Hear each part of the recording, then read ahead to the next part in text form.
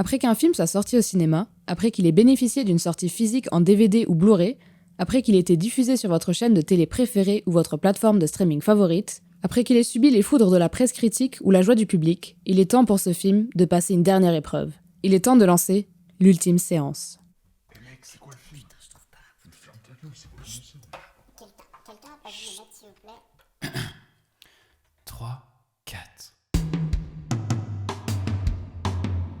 Allez, mets tes écouteurs, c'est l'heure de nous écouter.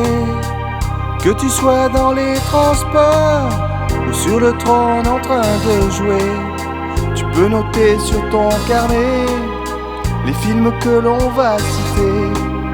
Tu peux vraiment nous faire confiance, ça y est, c'est l'ultime séance, et nos chroniqueurs vont bien t'étonner.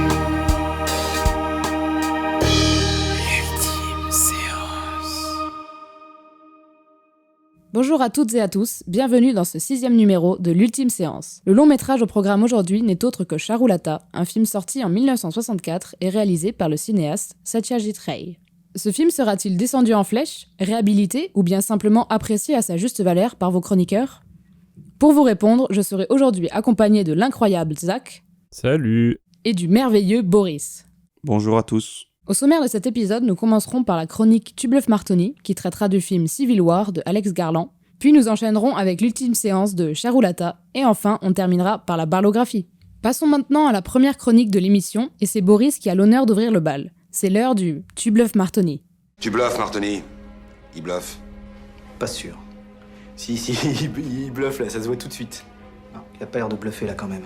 Si, il bluffe là. Moi je suis de l'avis de Bialès, il bluffe. Hein. On vote. Moi je vote et je dis il bluffe. Imaginez un amateur de poker qui a vu récemment un film et qui essaie de vous en parler en jouant carte sur table. Ce joueur c'est moi, et aujourd'hui je vais vous parler de Civil War, le dernier film de Alex Garland, sorti récemment en salle. 19 states have seceded. The United States Army ramps up activity. The White House issued warnings to the Western forces as well as the Florida Alliance. The three-term president assures the uprising will be dealt with swiftly. Let me know if you want to try anything on.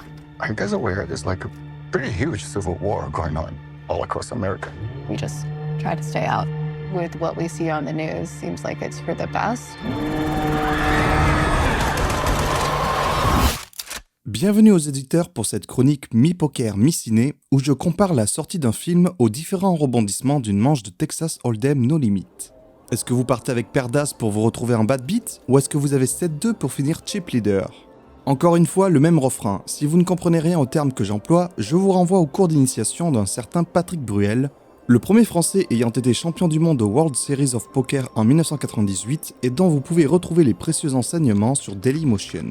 Et oui, la plateforme de vidéo française existe toujours.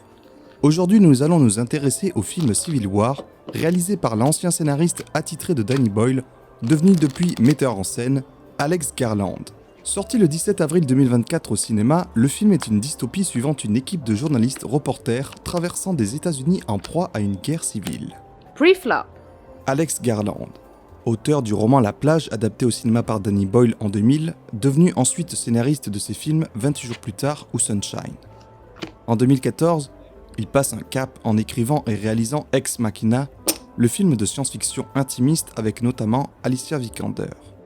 Un cinéaste est né.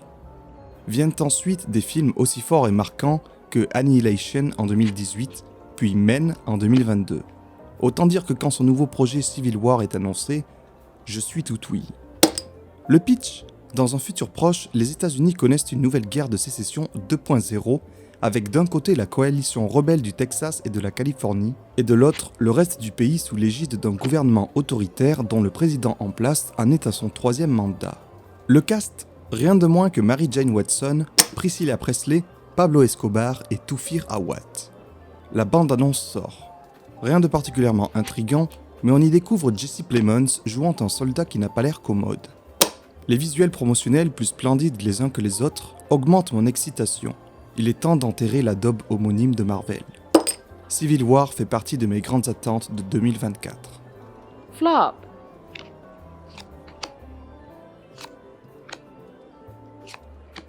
La scène d'exposition nous plonge directement dans le chaos ambiant à Brooklyn. Le président, joué par Nick Offerman, vient de faire une déclaration assurant que la victoire contre les rebelles alliés était proche. Nous découvrons le duo de journalistes que nous suivrons. Lee Smith, joué par Kirsten Dunst, une photojournaliste de légende assez désabusée, et son collègue Joel, joué par Wagner Moura, un journaliste assez enjoué par la situation. Première explosion du film, causée par un attentat-suicide dans la rue. Lee Smith dégaine son appareil photo et mitraille la scène de tuerie. Après tout, c'est son boulot. Leur objectif est simple, rallier Washington pour interviewer et photographier le président une dernière fois avant qu'il ne se fasse probablement tuer dans les jours à venir. Pour cela, ils sont rejoints, plutôt à contre-cœur, par deux autres individus vus comme des boulets. Le vieux journaliste du New York Times, Sammy, et la jeune apprentie photographe Jessie Cullen, jouée par la juvénile Kylie Sponey, l'équivalente de notre Noé Habitat National, toutes les deux 25 ans mais paraissant en avoir 16. Le road trip peut enfin commencer. Turn. Sur la route, la petite troupe est amenée à rencontrer plusieurs obstacles. Le monde dépeint rappelle des décors post-apocalyptiques bien connus, à mi-chemin entre The Last of Us ou The Walking Dead, mais sans les zombies. Un arrêt à une station-service pour refaire le plein les confronte à une population faisant régner sa propre loi par les armes. La jeune Jessie vit là un véritable récit d'apprentissage. Lee, sa mentor, devra lui apprendre à former une carapace solide pour se protéger des horreurs qui les entourent et l'aider à progresser dans son travail. Viennent ensuite d'autres péripéties qui font progresser l'univers. Un assaut militaire suivi de près, une session de shopping sous haute surveillance et une embuscade de snipers qui brouille la notion de camp. D'ailleurs, petit plaisir de retrouver là l'acteur Karl Glusman, révélé par le film Love de Gaspar Noé. Puis nous arrivons certainement à une des meilleures scènes du film en termes de construction de tension. La rencontre avec deux militants problématiques, dont l'un est joué par Jesse Plemons. Cette scène me donne l'impression de revivre l'arrivée de Negan dans Walking Dead. River. Enfin, notre joyeuse troupe arrive à Charlottesville, la ligne de front. Nous sommes enfin au cœur du chaos. Les forces rebelles s'apprêtent à lancer l'assaut final sur Washington. D'autres journalistes sont également présents sur place. Parmi eux, nous voyons l'actrice Sonoya Mizuno, ce qui me permet de souligner le plaisir que j'ai à retrouver une grande partie du casting de la mini-série de SF trop méconnue de Garland, Devs, dans lesquelles joue donc cette dernière, mais aussi Kylie Sponey, la jeune Jessie, Stephen McKinney Anderson, le vieux Sammy, Nick Offerman, le président des États-Unis, et Karl Glusman, le soldat pris dans l'embuscade de snipers. Les 15-20 dernières minutes sont un climax assourdissant de guérilla urbaine qui m'a rappelé la brutalité du débarquement dans Il faut sauver le soldat Ryan. Et la fin est parfaite avec d'un côté des destins de personnages assez attendus mais bien amenés, et de l'autre l'impression d'avoir terminé le dernier niveau d'un jeu vidéo contre le boss final. That will do it. Ceux qui cherchent un film sur la dépiction d'un conflit militaire n'y trouveront pas leur bonheur. Ici, nous sommes du côté de la presse qui cherche à couvrir l'événement en se rapprochant petit à petit de l'épicentre de cette guerre civile qui sert uniquement de contexte et de décor à l'histoire pour permettre d'aborder d'autres thématiques intéressantes. Oubliez la métaphore simpliste de l'opposition bipartiste entre les démocrates et les républicains que la plupart veulent lui attribuer. Ce film interroge avant tout le rapport problématique des États-Unis à la violence et la position paradoxale que tiennent les reporters de guerre. Paradoxal car, d'un côté, ce sont des témoins d'une horreur contre laquelle ils ne peuvent pas intervenir, à part en photographier l'aspect pour avertir le grand public et empêcher que cela se reproduise. Mais d'un autre côté, on dirait qu'il y a une forme de complaisance dans leur activité et qu'ils seraient prêts à tout pour obtenir le cliché à $1 million, quitte à en provoquer eux-mêmes l'apparition. Pour finir, il ne faut pas oublier que le réalisateur n'est pas américain. C'est un Britannique qui nous offre une satire dystopique d'une Amérique dépassée par son amour des armes à feu et de la guerre. En témoigne la scène musicale de mitraillage sur le son hip-hop funky Say No Go du groupe De La Soul, rappelant l'esthétisation de la violence dans Apocalypse Now, avec la valse des hélicoptères sur la chevauchée des Valkyries de Richard Wagner. Bref, tout ça pour dire que Civil War vient d'entrer directement dans le podium de mes films préférés de l'année 2024. On démarre avec As-Roi suité à cœur, une bonne main de départ qui reste quand même inférieure à une petite paire. Je décide de la gonfler en pré-flop pour semi-bluffer le reste de la table. Au flop, à part un vague 10 assorti à nos cartes, pas d'amélioration particulière et tout le monde check. Le turn nous apporte une probable quinte flush royale avec le valet qu'on attendait. Il ne manque plus que la dame de cœur. Les relances sont faibles. On tente le tout pour le tout et on suit, prenant autant de risques que les protagonistes du film pour prendre leurs photos. L'arriveur nous amène le Saint Graal sur un plateau. On essaie de le dissimuler le plus possible en check-raisant à tapis, l'adversaire restant en heads-up. Ça fonctionne. Showdown, l'adversaire se prend notre quinte flush royale comme une balle en plein cœur. Victoire. Bon, vous l'aurez voulu, hein. Je la bute! Tu bluffes, Martini. Ton arme n'est pas chargée. J'avais voté, il bluffe pas. Hein. Peut-être qu'il bluffe, hein. Peut-être qu'il avait qu'une seule balle. Il est temps de passer au cœur de l'émission, l'ultime séance. Le concept est simple, nous regardons tous un film ensemble, et parmi nous, une seule personne le connaît, tandis que les deux autres le découvrent pour la première fois. Aujourd'hui, c'est Charulata. Dans un premier temps, je vais vous présenter le film et son auteur dans le synopsis.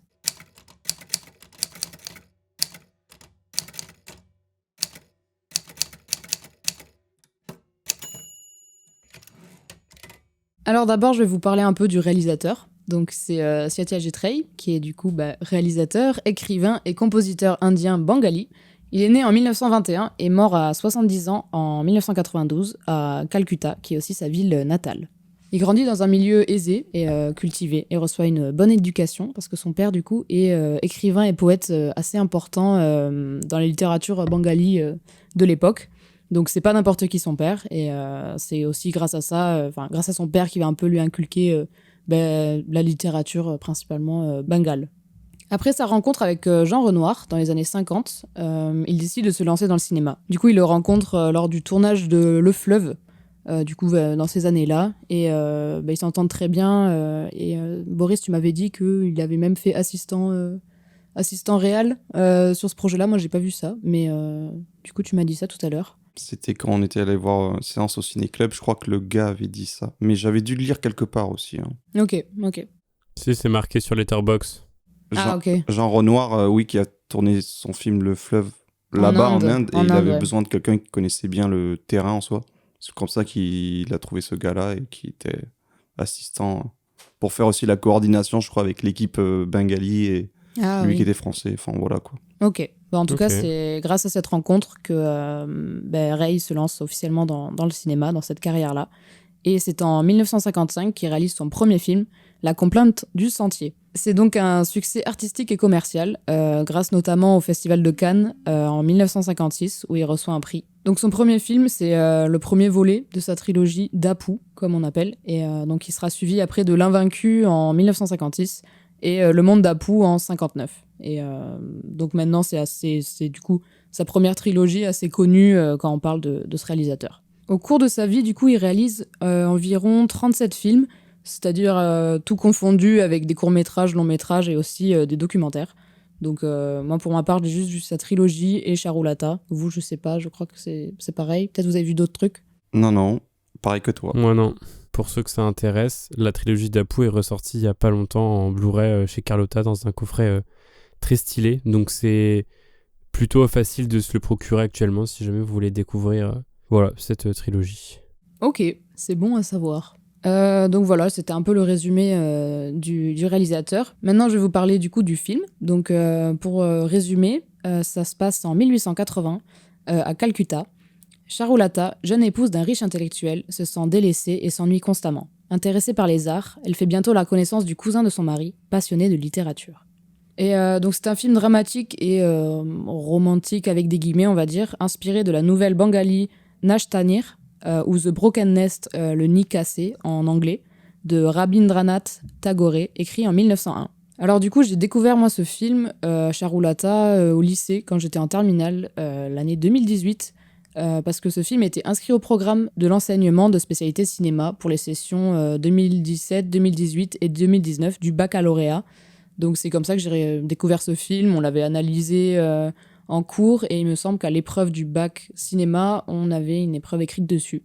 Donc j'ai beaucoup bossé le film et j'avais bien aimé, grâce notamment à ma professeure qui qui nous a fait aimer ce film en l'analysant. Donc voilà, et vous, vous connaissiez déjà ce réalisateur, que connaissiez-vous ? Pour moi, de mon côté, je connaissais pas ce film avant que toi tu m'en parles, et puis d'une manière plus générale par rapport au réalisateur indien Satyajit Ray, Je crois que j'en ai entendu parler la première fois cette année.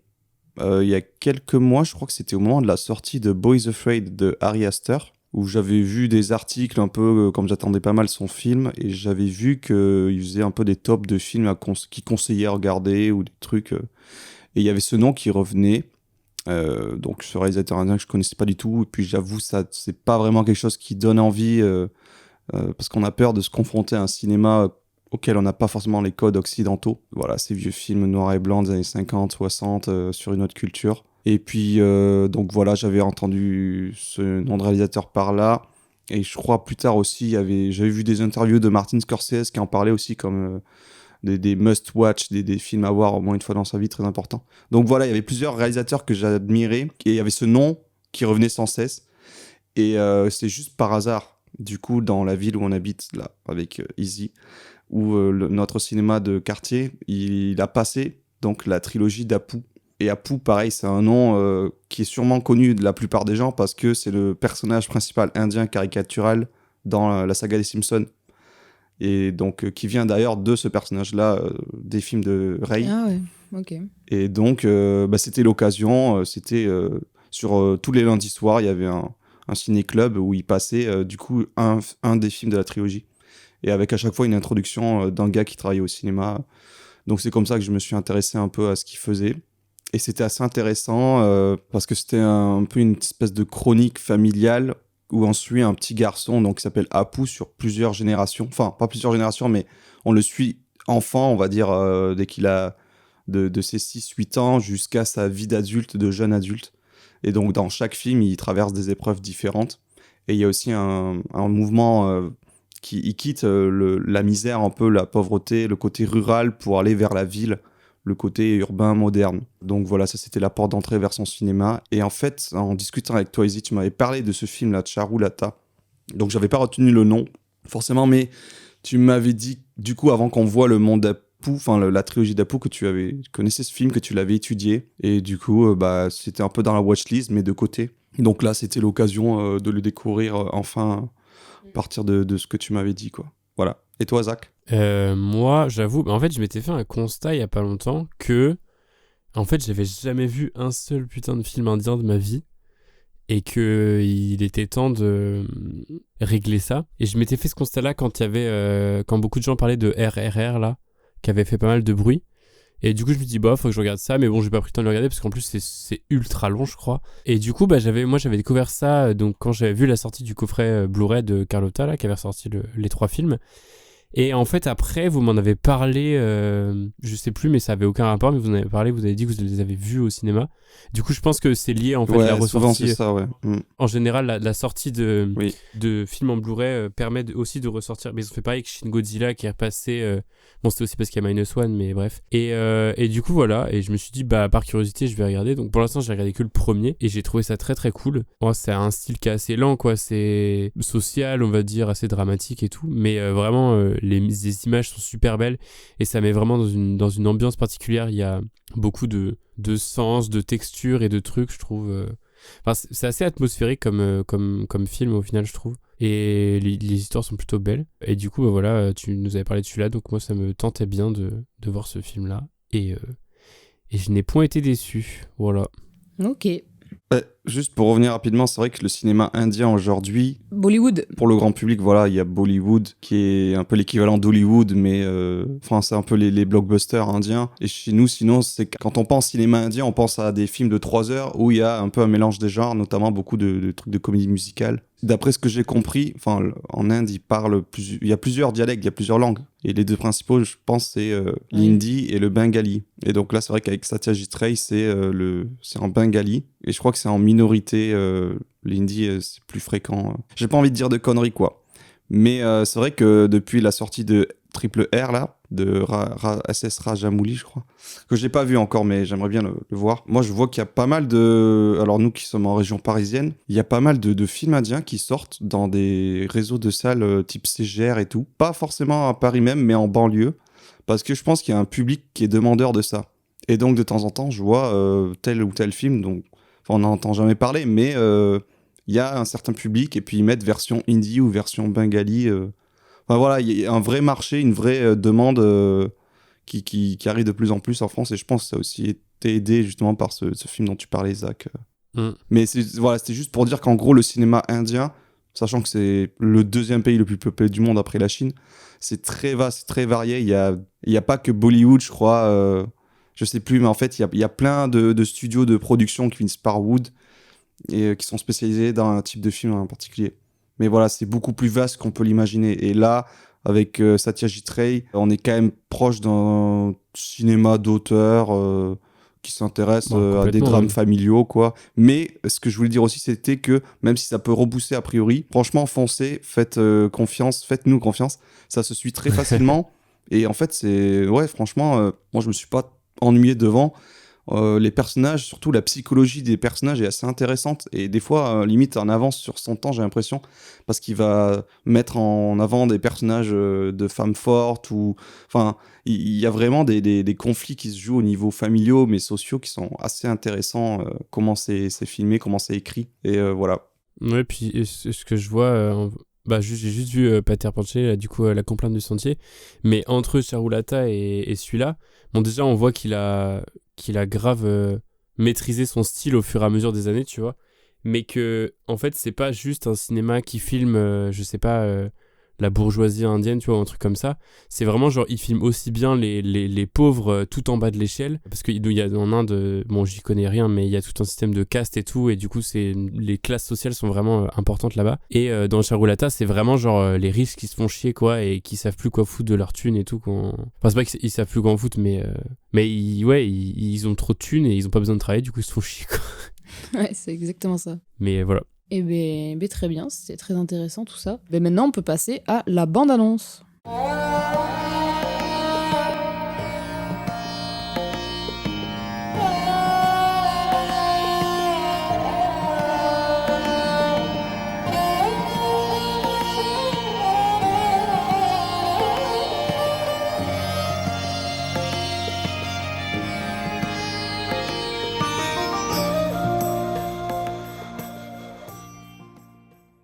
Alors, qu'avez-vous pensé de la bande-annonce qui est pas vraiment une bande-annonce, mais c'est juste souvent des citations de cinéastes qui vont dire « Waouh, ça c'est un chef-d'œuvre, machin ». Donc bon, ce genre de bande-annonce, ça spoil pas grand-chose, mais voilà, qu'avez-vous pensé de ça ? Moi, j'ai trouvé que cette bande-annonce, donc effectivement, elle en dit pas grand-chose, mais limite, moi, je préfère ce genre de bande-annonce parce que, bon, je le répète à chaque épisode, mais moi, je regarde plus les bandes-annonces parce que En fait, maintenant, mon jeu, c'est de regarder les bandes-annonces après les films. Ouais. Pour voir ce que je me serais fait gâcher avec la bande-annonce, ou si finalement j'aurais pu la regarder avant. Et voilà, mais bref, je digresse. La bande-annonce, oui, elle dit rien du tout au final. Ça se voit qu'on va avoir affaire à des plans ultra maîtrisés, ultra beaux, beaucoup de plans de visage, beaucoup d'émotions. Je me suis dit oui qu'il y avait une histoire de drame, tout ça. Mais sinon, voilà, j'avais pas plus d'idées que ça sur le film, mais ça m'a plutôt donné envie de le voir parce que l'ambiance avait l'air plutôt chouette. Voilà. Ok, très bien. Et toi, Boris ? Alors, on disait qu'il n'y avait pas de bande-annonce, effectivement. En fait, on a regardé une vidéo sur YouTube quand vous tapez Charulata bande-annonce, qui dure 1 minute 40. Et je pense, c'est un truc qui a été fait a posteriori. D'ailleurs, c'est en espagnol, enfin les intertitres. Donc, je pense pas que c'est une bande-annonce originale. Oui, non. Pas trouvé de documents comme ça de l'époque. Mais voilà, ouais, effectivement, c'est juste un montage des images du film sur une musique indienne typique, traditionnelle. D'ailleurs, on n'a pas parlé, il a un compositeur attitré dans sa trilogie d'Apu. Là, je sais pas si c'est le même. Mais voilà, apparemment, il est important comme compositeur. C'est Ravi Shankar. Ah, voilà. Comment tu dis Ravi Shankar, c'est ça ? Ouais, en fait c'est le seul boug indien que je connais qui fait de la musique. Ah, tu connais, c'est genre vraiment en fait c'est, je sais pas, j'ai l'impression que quand tu me dis compositeur, enfin musicien indien, moi c'est vraiment le premier nom qui me vient parce que c'est le truc le plus connu entre guillemets. Ah ouais. Et je me suis dit putain, elle est trop cool la musique d'Apu juste au générique, tu vois, et là je vois Ravi Shankar, je fais ah OK, d'accord, c'est tombé sur le seul gars que je connaissais. OK. Du coup voilà, mais ouais, la musique dans ces films, je trouve elle est super importante en plus. Enfin, de ce que j'ai vu pour l'instant, mais même encore plus dans Charulata. Et donc, par rapport à cette bande-annonce, moi, j'ai un peu triché parce que j'avais commencé à regarder le film 10 minutes, et après je me suis rappelé qu'il fallait que je la voie, donc j'ai arrêté le film, je suis allé la voir. Mais du coup, je savais déjà un peu de quoi ça parlait, j'avais aussi les synopsis en tête, Et donc, c'est vrai que si on connaît rien du film, on peut pas tout avoir, mais je vais partir de ce que je savais. En lisant le synopsis, je savais que ça parlait d'une femme indienne qui reste à la maison, qui a l'air de se faire chier.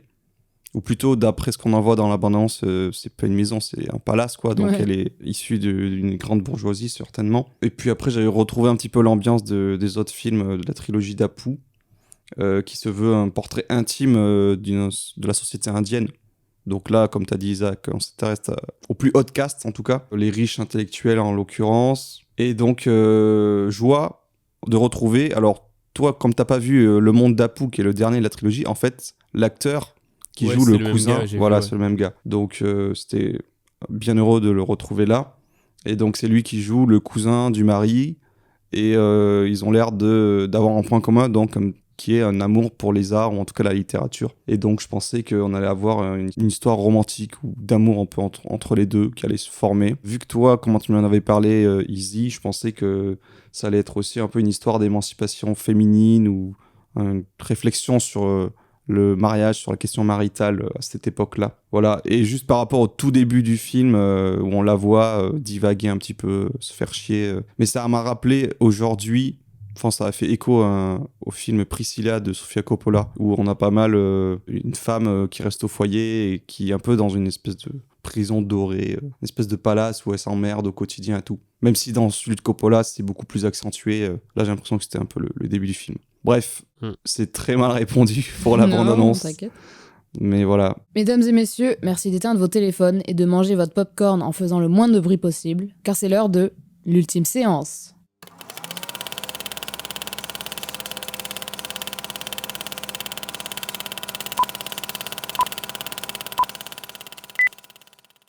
Du coup, pour décortiquer un peu ce film, j'ai préparé, on va dire, 3 axes d'analyse pour le débat. D'abord, on retrouverait en première partie la solitude de la femme mariée, puis l'ode à la littérature, et la 3e partie, ce serait la frontière entre le monde intérieur et extérieur. Du coup, on va commencer par la première partie, qui est la solitude de la femme mariée. Selon le résumé, on se doute un peu qu'on va suivre du coup cette femme mariée qui est... emprisonnée dans son espèce de palace où elle est remplie d'ennui, mais cet ennui est comblé par le goût pour la littérature, spécialement la littérature bengali, mais aussi la poésie, la couture, faire des amuse-bouches, je sais plus le nom. Les pannes. Les pannes, et il y a l'autre truc aussi, avec les feuilles, là. Je sais pas. Les feuilles cheloues, là. Ouais, j'ai regardé, je savais pas ce que c'était, mais c'est le bétel. Et en gros, c'est une plante, et tu la mélanges avec des épices, et tu la mâches, et c'est une sorte de trucs médicinal stimulant, je sais pas quoi. C'est à chiquer en fait, c'est comme du tabac à chiquer un peu. D'accord. Donc voilà, et du coup son ennui est aussi comblé par des scènes d'imagination un peu qu'on se doute qu'elle a, notamment ces fameuses scènes où elle prend ses jumelles et elle regarde le monde extérieur. Moi, je sais pas vous, mais bon, c'est qu'au début, mais ça m'a fait penser à Fenêtre sur cour, du coup, puisqu'on la voit oui. Regarder la vie des autres gens et... puisqu'elle s'ennuie énormément, moi, dans ma tête, je l'ai interprétée comme si elle s'imaginait un peu une histoire ou quoi. Et aussi, quand elle est seule sur la balançoire, il y a une espèce de flash de vision de gens. Et pour moi, c'est son imagination qui prend le dessus un peu. Donc voilà, donc elle s'occupe comme elle peut. Quand elle est sur la balançoire, là, et qu'il y a des fondus enchaînés et tout, là. Oui, c'est ça, ouais. Ça, pour moi, c'est pas... Le truc de l'imagination, là, sur la balançoire, pour moi, c'est pas lié à la solitude. C'est lié, justement, à la... À l'écriture. En fait, c'est dans ce processus de... Tu sais, elle commence à écrire, elle a fait des ratures, elle y arrive pas, et puis là, elle arrive sur la balançoire, et puis il y a tout qui lui vient en tête, en mode... C'est un peu, genre, l'inspiration divine, tu vois. Oui, pour moi, ouais. Mais genre, c'est vraiment lié, pour moi, à l'inspiration plus qu'à l'imagination. Ouais, ok. Ouais, je vois ce que tu veux dire. C'est qu'elle cherche l'inspiration et ça vient de ce que lui dit l'autre. Ouais, mais elle a le temps pour faire ça. Oui. Bah, c'est justement, le temps, c'est le... Il y a j'ai noté plein de phrases et genre, il y a, tu sais, quand au début, elle apporte à son mari le mouchoir avec le truc brodé. Il lui a dit, mais où trouves-tu le temps de faire ça? Et elle dit, elle a que ça, le temps. Mais oui, non, mais c'est un truc de fou. Ouais, je l'ai noté aussi parce que, pour le coup, c'est important comme phrase. Et aussi, pour continuer un peu sur mes notes aussi que j'ai prises, il y a aussi totalement le rôle de la femme à cette époque-là, la femme mariée, du coup, qui semble se fondre dans le décor de la maison, clairement. Même la première fois qu'on voit le mari, il me semble qu'il la remarque même pas, comme si vraiment elle faisait partie des poutres, soit les poutres du lit ou les poutres de l'étage. Et je me rappelle de ma prof de cinéma qui nous avait fait une analyse, mais assez tordue, que en gros, elle nous disait, tu vois les poutres à l'étage, un peu torsadées, et elle disait qu'avec son sari avec des lignes, c'était comme si elle-même faisait partie du meuble. Et voilà, en gros, c'était une poutre. Il y a une scène comme ça où quand le journal se pète la gueule là et qu'il l'explique au cousin, et en fait elle est cachée derrière une porte vitrée, et en fait genre sur la vitre de la porte il y a une sorte de truc fleuri, et en fait on dirait qu'elle se cache derrière un buisson, mais c'est derrière une vitre et tout. Enfin bref, il y a plein de trucs comme ça où on a l'impression qu'elle peut se camoufler un peu partout dans la maison sans que les gens la voient. C'est stylé. Ouais, c'est ça, comme si clairement c'était un accessoire en plus de la maison, quoi. Et après, il y avait le contraste un peu entre justement son mari et elle. Son mari qui est souvent bien entouré, qui travaille là, qui est avec plein de personnes, donc il est jamais vraiment seul. Ou du coup, il travaille sur son journal politique qui s'appelle The Sentinel. Et par exemple, il me dit ne pas comprendre la littérature, donc ça crée encore plus une séparation entre la relation du couple marié. Il dit qu'il n'y en a pas besoin parce qu'il a sa femme, Charulata, du coup. Donc, rien que ça. Enfin, voilà, on sent qu'ils sont très différents. Elle est passionnée de littérature et lui, il n'en comprend pas. Et pour lui, la littérature, c'est juste un outil politique qui sert... Enfin, c'est juste écrire, mais sans pensée derrière, sans émotion. Plus objectif, quoi, la politique. Plus que ça, oui. Il voit pas l'intérêt de la littérature. Oui, c'est ça. Lui, il parle que d'essais politiques, comme on a la scène avec le cousin qui lui lit un texte et il s'arrête sur chaque mot dès le titre en lui demandant est-ce que c'est un écrit scientifique. Il est premier degré, quoi. Il est pas poète. Il est pas poète, quoi. Oui, qu'est-ce qu'il dit ? Il dit je suis pas scientifique parce que il lui dit genre la nuit noire ou je sais pas quoi.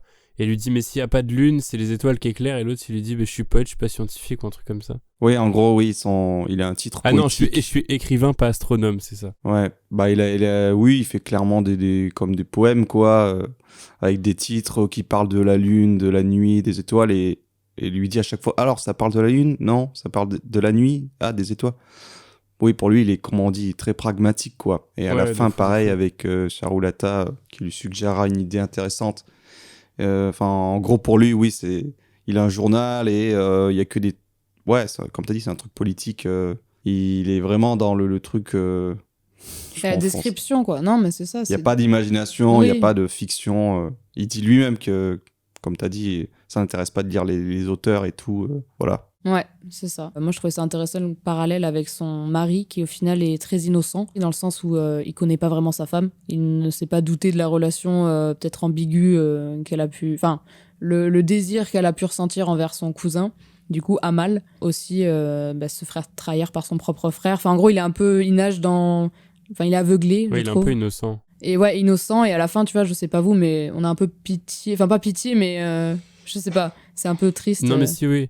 Moi, la scène, en fait, oui, la scène de la fin où il se rend compte que le départ de Amal, ça l'a marqué de fou. Genre, il y a une scène où il pleure. Non, mais... Oh, putain. En vrai, c'est drôle. Mais il y a une scène, tu sais, où quand il va chercher son pote là pour lui dire leur nouvelle idée de journal et tout, et il pleure dans la voiture.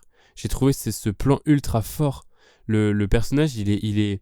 En fait, c'est vraiment genre la déconstruction de l'homme riche de famille idéal, tu vois, le gendre idéal. En fait, déjà, il est dévasté par le fait que son journal s'effondre. Enfin, c'est même pas que son journal s'effondre, c'est qu'il est dévasté de plus pouvoir faire confiance à n'importe qui, et surtout aux gens de sa famille. Et en plus, là, il découvre cette pseudo-liaison qui n'en est jamais vraiment une au final, parce que c'est plus elle qui est à fond sur lui, quoi, parce que justement elle se fait chier et... c'est ça, en fait moi je le vois pas comme vraiment une vraie relation amoureuse ou une sorte de désir, mais plutôt comme elle se fait vraiment chier et c'est le truc qui la libère de son ennui et qui la pousse à écrire tout ça, et en fait lui il se barre, et du coup moi je dirais qu'elle lui en veut parce qu'il l'a laissée toute seule, quoi. Oui, c'est ça. Mais voilà, mais du coup il y a tout ce truc là et la faiblesse de ce mari à la fin qui pendant tout le film paraît super droit, super juste, et qui là s'en prend je sais pas combien dans la gueule et qui devient faible, quoi, et c'est beau, je trouve. Moi c'est vraiment le plan de fin où il rentre et genre son regard, je sais pas, c'est trop, et elle est, tu sais, elle est pas désolée, enfin elle a pas trompé ou quoi, il y a pas du tout de ça, juste non, il y a rien, il y a un truc de maintenant tu me connais vraiment, enfin c'est comme si les deux s'étaient mis à nu un peu, et je sais pas, je trouvais ça beau le plan de fin, genre vraiment son regard au mari, genre au final il est aussi très intéressant dans le film, il n'y a pas que Charulata, genre lui aussi, je trouve qu'il est bien construit, bien schématisé, enfin bien, construit. Je trouve que c'est leur couple aussi qui est intéressant parce que on a l'impression qu'il est quasiment inexistant pendant tout le film, mais au final, il a l'air quand même super fort, je trouve. Enfin, j'avais remarqué un truc comme ça sur le... Tu sais, elle reste enfermée pendant tout le film. Oui. Quasiment. On a l'impression qu'elle est dans une prison même et tout. Et en fait, c'est qu'à la fin qu'elle va sortir avec son mari, là, quand Amal, il est parti. À la plage, là. À la plage, ouais. Et en fait, moi, je voyais ça un peu en mode, elle est emprisonnée dans son couple, tu vois, parce que ça se passe pas bien. Pendant tout le film, elle est là. Et en fait, quand Amal part et qu'ils arrivent enfin à se parler, parce que le journal a craché, parce qu'il lui dit, maintenant, je vais pouvoir me consacrer 100% à toi, parce que c'est le journal qui faisait qu'il pouvait pas s'occuper d'elle. Enfin, s'occuper, c'est horrible comme mot, mais tu vois ce que je veux dire, oui, quoi. Ouais. Et en fait, c'est là qu'elle sort, genre... Pour moi, c'est qu'elle est prisonnière dans sa maison comme elle est prisonnière dans son couple, en fait. Ouais, oui, c'est ça. Et à la fin, pour moi, ça se libère, quoi. Genre, grâce à Amal, tout ça, oui, grâce, non, mais... bof, mais tout ça, enfin, juste ça évolue, quoi. Ça évolue différemment. Ouais, c'est ça. Moi, j'étais un peu déçu parce que je pensais que ça allait plus parler, justement, enfin, qu'on allait plus la voir dans son quotidien, comme vous dites, isolé, sentiment de solitude, d'abandon par son mari, du fait qu'elle est prisonnière de son couple. Mais finalement, j'ai trouvé que c'était quand même assez optimiste et positif. Genre, en gros, que le mari... Enfin, elle est pas... On sait pas trop comment ils se sont mis ensemble ou quoi, mais elle subit pas trop non plus la situation. Enfin, non, puisque... Après, s'aiment. c'est l'arrivée du cousin qui va peut-être la libérer dans ses désirs d'écriture, on s'entend. Et enfin, juste à la fin, comme vous dites, il y a une espèce de réconciliation de couple... qui se cristallise, quoi. Parce que le mari, en fait, il va pas la contraindre, il va limite même l'encourager et tout, il est fier de ce qu'elle fait. Et voilà, je pensais on allait être beaucoup plus sur un truc de elle est piégée dans son truc.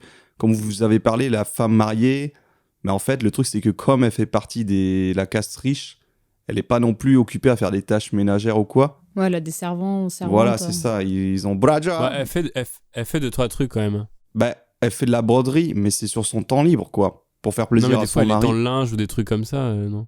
Ok, oui. En fait, si elle est le temps de s'ennuyer, c'est qu'effectivement, ils ont déjà des gens qui s'occupent d'eux. Donc voilà, on la voit après avec la meuf, sa belle-sœur, je sais plus. Ouais. Enfin, elle joue aux cartes et tout. Voilà, faut aussi resituer ce truc-là, quoi. Mais du coup, j'ai trouvé, oui, que le côté solitude, on le ressentait, mais surtout, les 10-15 premières minutes, quoi. Ouais, c'est vraiment le début du film aussi, au final. Ouais, c'est pas aussi que le début du film, c'est aussi pourquoi, enfin, pour ma part, c'est aussi pourquoi elle est aussi en admiration envers Amal. Enfin, admiration, c'est peut-être un mot un peu trop fort, mais dans le sens où, pour moi, c'est un peu ce personnage extérieur où elle a enfin un point commun avec lui. Et de par sa solitude et son ennui aussi, mais surtout la solitude, se crée un peu cette romance qu'elle a. Genre, à un moment, elle le regarde avec les jumelles et tout, quand elle est sur le balançoire. Voilà, en fait, elle se crée comme une histoire dans sa tête, quoi, parce que elle se fait chier, tout simplement. Et du coup, pour moi, tout le long, elle est seule, et c'est par sa solitude qu'elle se crée un peu cette relation dans un sens avec Amal. Et du coup, pour passer à la deuxième partie, c'est notamment grâce à Amal qu'il y a encore plus cette ode à la littérature, du coup, qui est notre deuxième partie. On sent que c'est très littéraire, enfin que la Charulata est cultivée et lit plein de romans, contrairement à son mari, par exemple, qui va pas la juger, mais il est en mode « Ah, t'as tout lu et tout », enfin genre...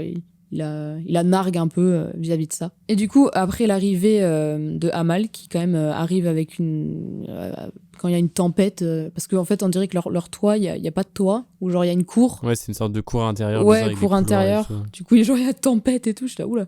Ouais. Donc, Amal et Charou, ils ont un gros point commun, comme on a dit, deux littéraires passionnés, et donc ils s'entendent forcément très, très bien. Et donc, Amal est censé pousser Charou à écrire, parce que son mari pense qu'elle a du talent, donc il aimerait la pousser pour vraiment qu'elle découvre son truc. Et après, franchement, son mari, moi, je le trouve quand même gentil, tu vois, alors c'est vraiment un bon mari, ça pourrait être, tu vois. C'est ça que j'aime bien aussi, on suit pas non plus une situation catastrophique ou je sais pas quoi. Donc bon, ça, c'est intéressant. Et aussi, un petit truc que je voulais mentionner, du coup, il y a totalement un côté autobiographique dans Charulata, vis-à-vis du réalisateur Ray, qui est, comme je vous avais dit précédemment, né d'un milieu assez riche quand même, très aisé. et d'intellectuel. Et voilà, c'est grâce à son père qu'il aime la littérature et surtout la littérature bengali. Et voilà, il est né, il a eu une bonne éducation, il n'a pas vraiment eu de problème ou quoi. Enfin, de problème vis-à-vis de ça, en tout cas. Et donc Ray se nourrit dès qu'il pouvait de littérature et il a été poussé par sa famille. Donc dans Charulata, on retrouve vraiment totalement son côté autobiographique. Juste, c'est vu à travers les yeux de la femme, quoi. Oh, je peux dire un truc que j'avais Carrément, ouais. remarqué. Vous allez me dire si c'est extrapolé ou pas. Mais c'est à la scène, donc du coup, juste après que le mari lui ait donné à Amal la mission de redonner goût à l'écriture à sa femme, il y a la scène de la balançoire, qui déjà, je trouve, est une des meilleures scènes de tout le film, qui est juste magnifique en termes de dialogue, en termes de plan. Je comprends pas comment le plan de la balançoire il est fait, là où on suit la balançoire, on suit Charulata, mais sur la balançoire, avec le mouvement de la balançoire. Je sais pas comment il est fait, ce plan. Et je le trouve exceptionnel. Et en plus, au fur et à mesure, on voit son visage qui se décompose et tout. Genre, je sais pas, elle chante, elle est toute joyeuse, puis elle devient triste. Ce plan est ouf. Bref, mais cette scène est trop bien. Et en fait, je me suis dit à ce moment-là, on dirait vachement Portrait de la jeune fille en feu. Genre, le truc de quelqu'un qui est engagé pour inciter quelqu'un à faire quelque chose sans qu'il s'en rende compte. Et qu'il y a une question d'art et tout. Tu vois, mais c'est pas vraiment, mais... Je sais pas, ça m'a fait penser à ça un peu, tu vois. Ouais, si, dans le mode ouais. Deux personnes dans un endroit un peu isolé, y en a un qui doit pousser l'autre à le faire sans qu'il s'en rende compte, alors que l'autre il a pas envie, et en même temps il y a une sorte de romance un peu qui se monte entre les deux, tu vois. Ça m'a beaucoup fait penser à ça. Ouais, c'est vrai que j'avais pas du tout pensé, mais ouais, c'est carrément, ouais. Donc je sais pas s'il y a inspiration de la part de Céline Sciamma, mais voilà, ça m'a un peu fait penser à ça, je trouve. Bah, le personnage d'Amal, c'est intéressant, il débarque avec une tempête et je crois qu'il part aussi avec une tempête, oui. Donc à méditer là-dessus. Mais effectivement, commence à naître en tout cas peut-être une idylle platonique entre les deux ou une entente particulière sur une passion commune et qui commence par ces dialogues-là dans la chambre où ils échangent un peu sur leurs auteurs préférés. Bon, j'ai l'impression que ça peut très bien fonctionner avec un autre... tout type d'art, quoi. Aujourd'hui, ça pourrait être avec des films. Ou la tu vois, peinture. tu parles d'un réalisateur, t'aimes bien ça, machin. Il est sous-côté et sur-côté. Donc voilà, il y a cette complicité-là qui se crée. Et puis, la scène de la balançoire, qui est assez remarquable. Donc, où la caméra est fixée sur Charulata. Et ça reprend un peu le procédé plus connu aujourd'hui sous le nom de Snorricam, qui était notamment popularisé par Darren Aronofsky dans plusieurs de ses films, ou qui est aujourd'hui souvent utilisé pour représenter un personnage qui est dans une situation de détresse émotionnelle, psychologique, ou souvent dans un état second, par exemple quelqu'un qui est bourré ou qui a pris des substances illicites. Voilà, on a ce truc-là qui est aussi utilisé dans l'esthétique de certains clips. Et donc, bon, là, ça fait pas tout à fait le même effet. Au niveau du décor derrière qui bouge, ça reste vraiment fixe sur sa tête. Mais c'est vrai que c'est assez, pour l'époque, enfin, je sais pas...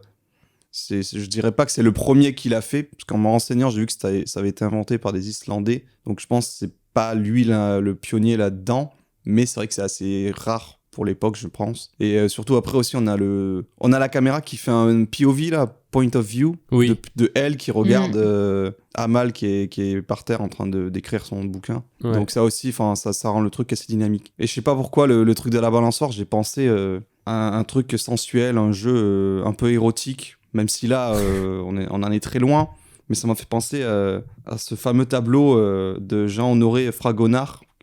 Alors, je suis allé y rechercher parce que je ne savais plus comment il s'appelait. Pour moi, c'était la balançoire, mais en fait, non, ça s'appelle Les hasards heureux de l'Escarpolette, qui date de 1767-1769, qui appartient au mouvement rococo à moitié là. Voilà, exactement, le mouvement rococo. Que là, en fait, quand on a étudié ce genre de tableau, il y a plus la dimension érotique parce qu'en fait, on voit une dame qui fait de la balançoire et sa robe est soulevée, on voit ses mollets et tout, avec un mec qui se trouve en dessous.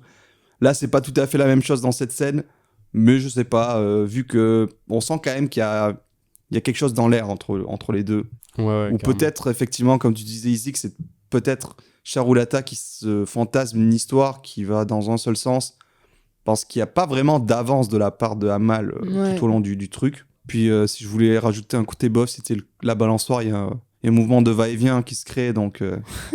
Mais en fait, après là, il la pousse pas, je crois. Il n'y a pas ce truc de contact entre les deux.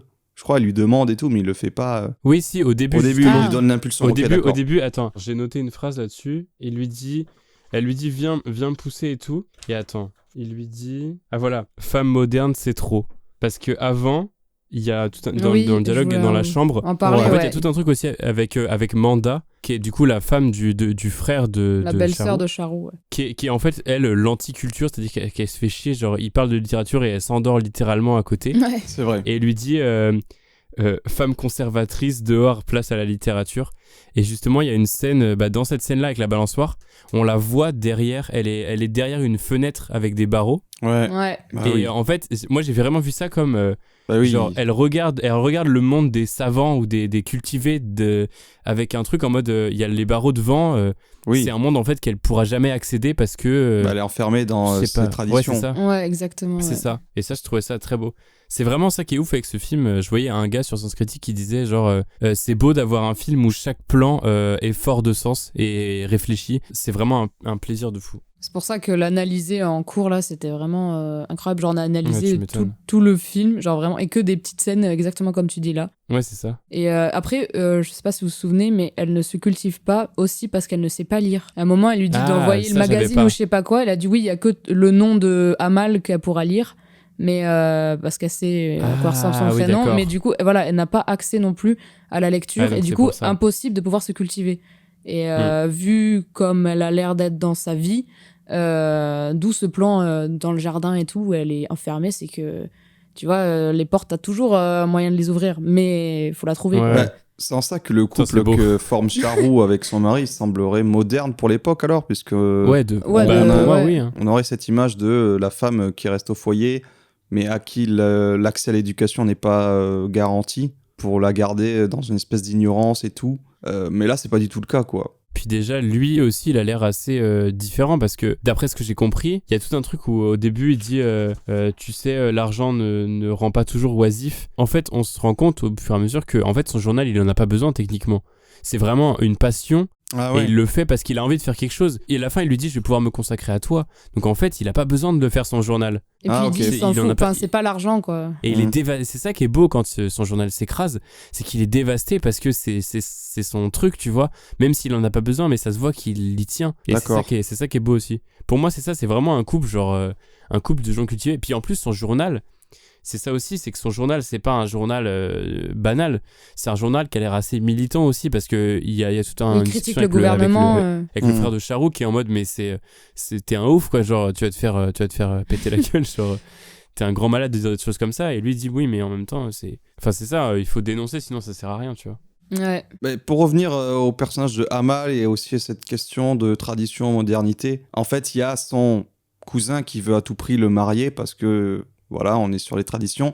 Et lui, qui est plus jeune, ouais, c'est un peu le bohème, qui se veut poète, qui essaie de se faire publier à gauche, à droite, qui ne voit pas du tout l'intérêt d'avoir une femme dans son quotidien, et qui même à l'idée du mot travailler, ça lui donne des boutons, quoi. Donc il y a quand même, en fait, voilà, j'avais un peu du mal à comprendre. Au début, j'étais comme vous. Enfin, je me disais, c'est des riches. Tu sais pas d'où vient leur fortune.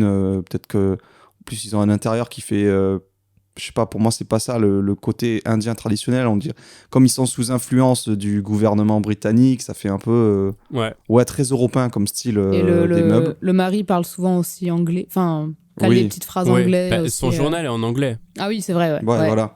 Bah, du coup, moi, je pensais, après, quand je le vois faire son journal avec son imprimerie, que c'était quand même en mode, ah non, il mérite son argent. Enfin, c'est de là qu'il tire son argent, quoi. Mais oui, c'est vrai que t'as raison. Non, comme tu dis, à la fin, il est trahi, il se sent trahi, il dit que c'est pas une question d'argent. Donc, oui, c'est vrai qu'il ferait ça plutôt par loisir, quoi. En fait, ils ont tous plus ou moins ce truc de combler leur ennui quotidien d'une manière ou d'une autre. Où est-ce que je vais avec ça ? Ouais. Mais non, mais j'ai l'impression que c'est une richesse qui est un peu subie au final. Mais tu sais, aussi sur le côté anglais, là, j'ai l'impression qu'il y a tout un fantasme sur l'Europe, en fait, dans le film, parce que l'argument qu'utilise le mari, c'est horrible, j'arrive pas à me souvenir comment il s'appelle. Mais il commence en gros, par il y a B, tout un je truc sais sur plus. le... Oui, B, ouais, c'est comme sur le mouchoir.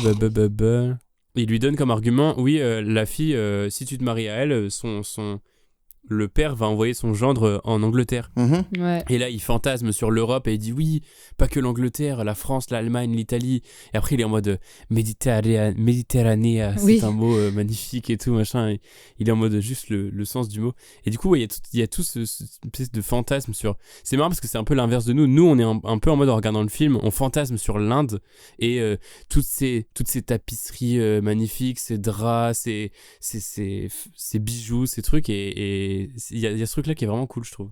Boupati, le nom du gars, voilà.